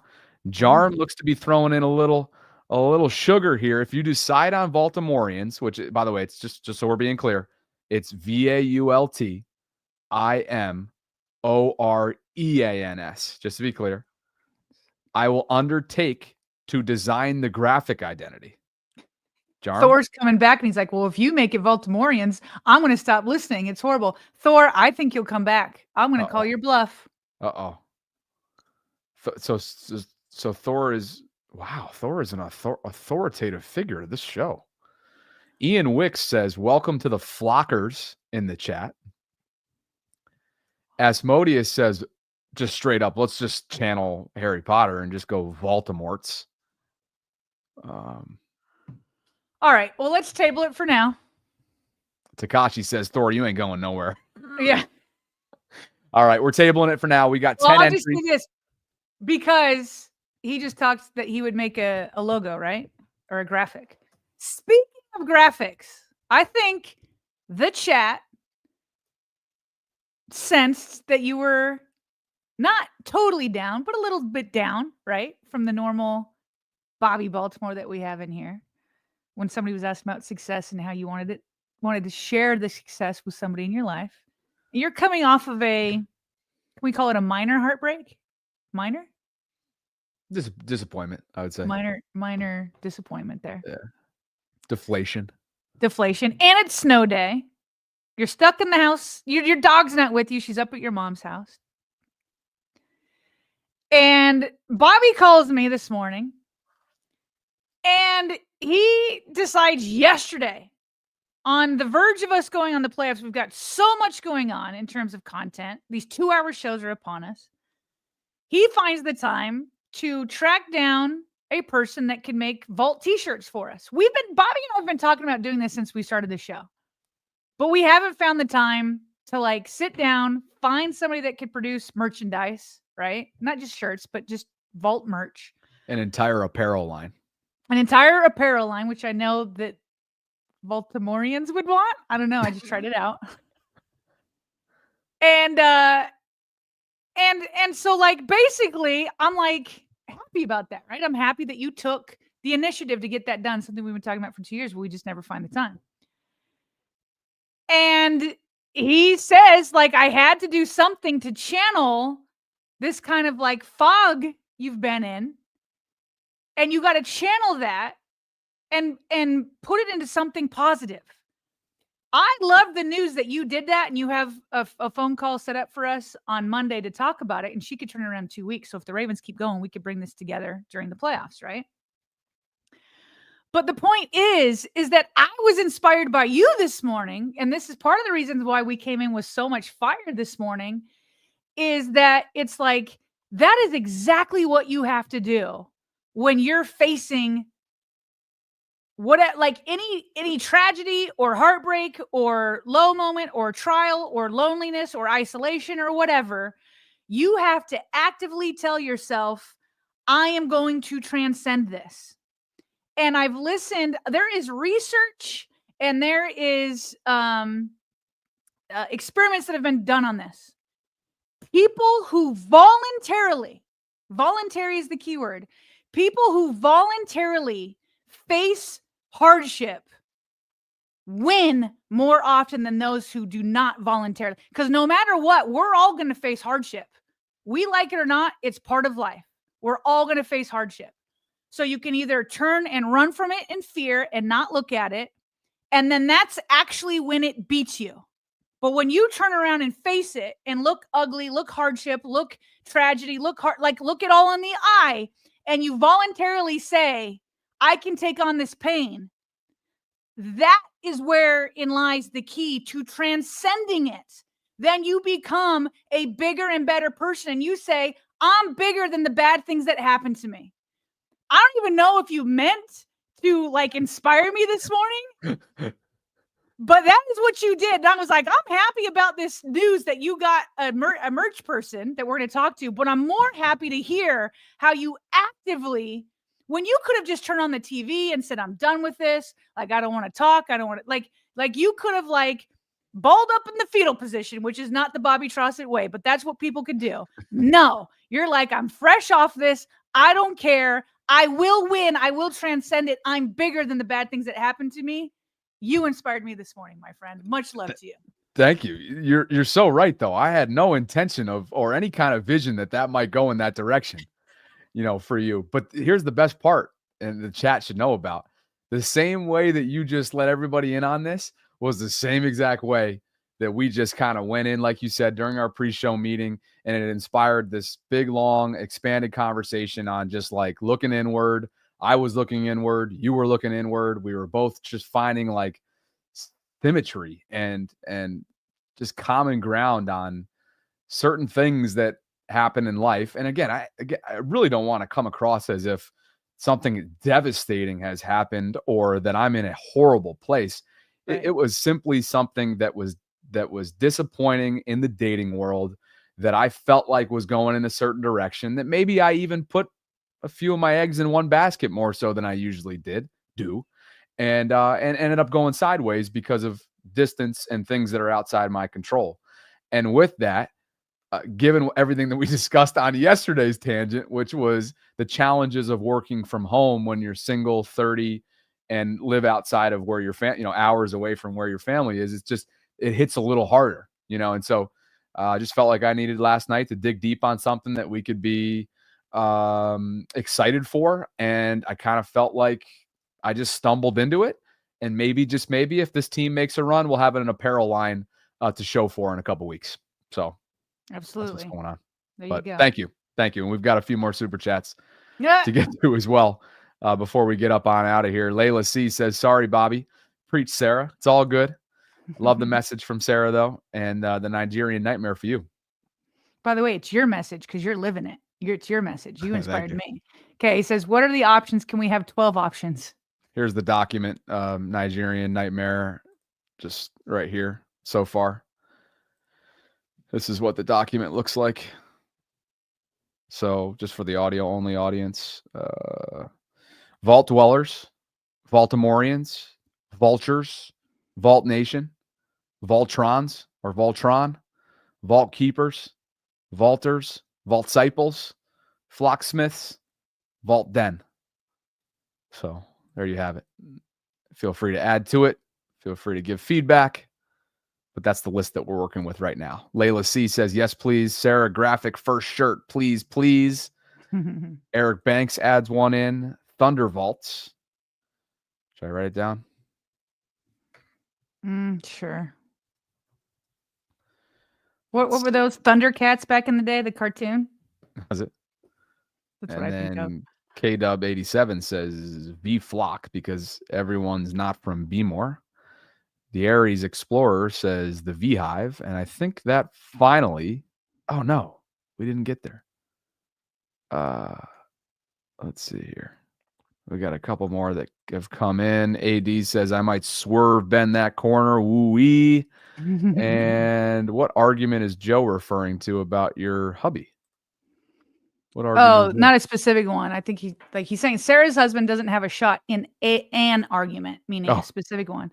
What Joe doesn't know, while I have passion, I don't think Joe understands what I'm up against. He's a beast, man. Luckily, we don't argue too often, but we definitely match in terms of being able to. I don't know. I feel like he wins more often than me, quite frankly. Only probably spent like 5 virtual minutes in my lifetime with him. Really like him. Really like his energy and what he's about and everything that I've learned. He's got a different energy from me. For sure. Yeah. For sure. Yeah. Because we're still here, we might as well finish with this.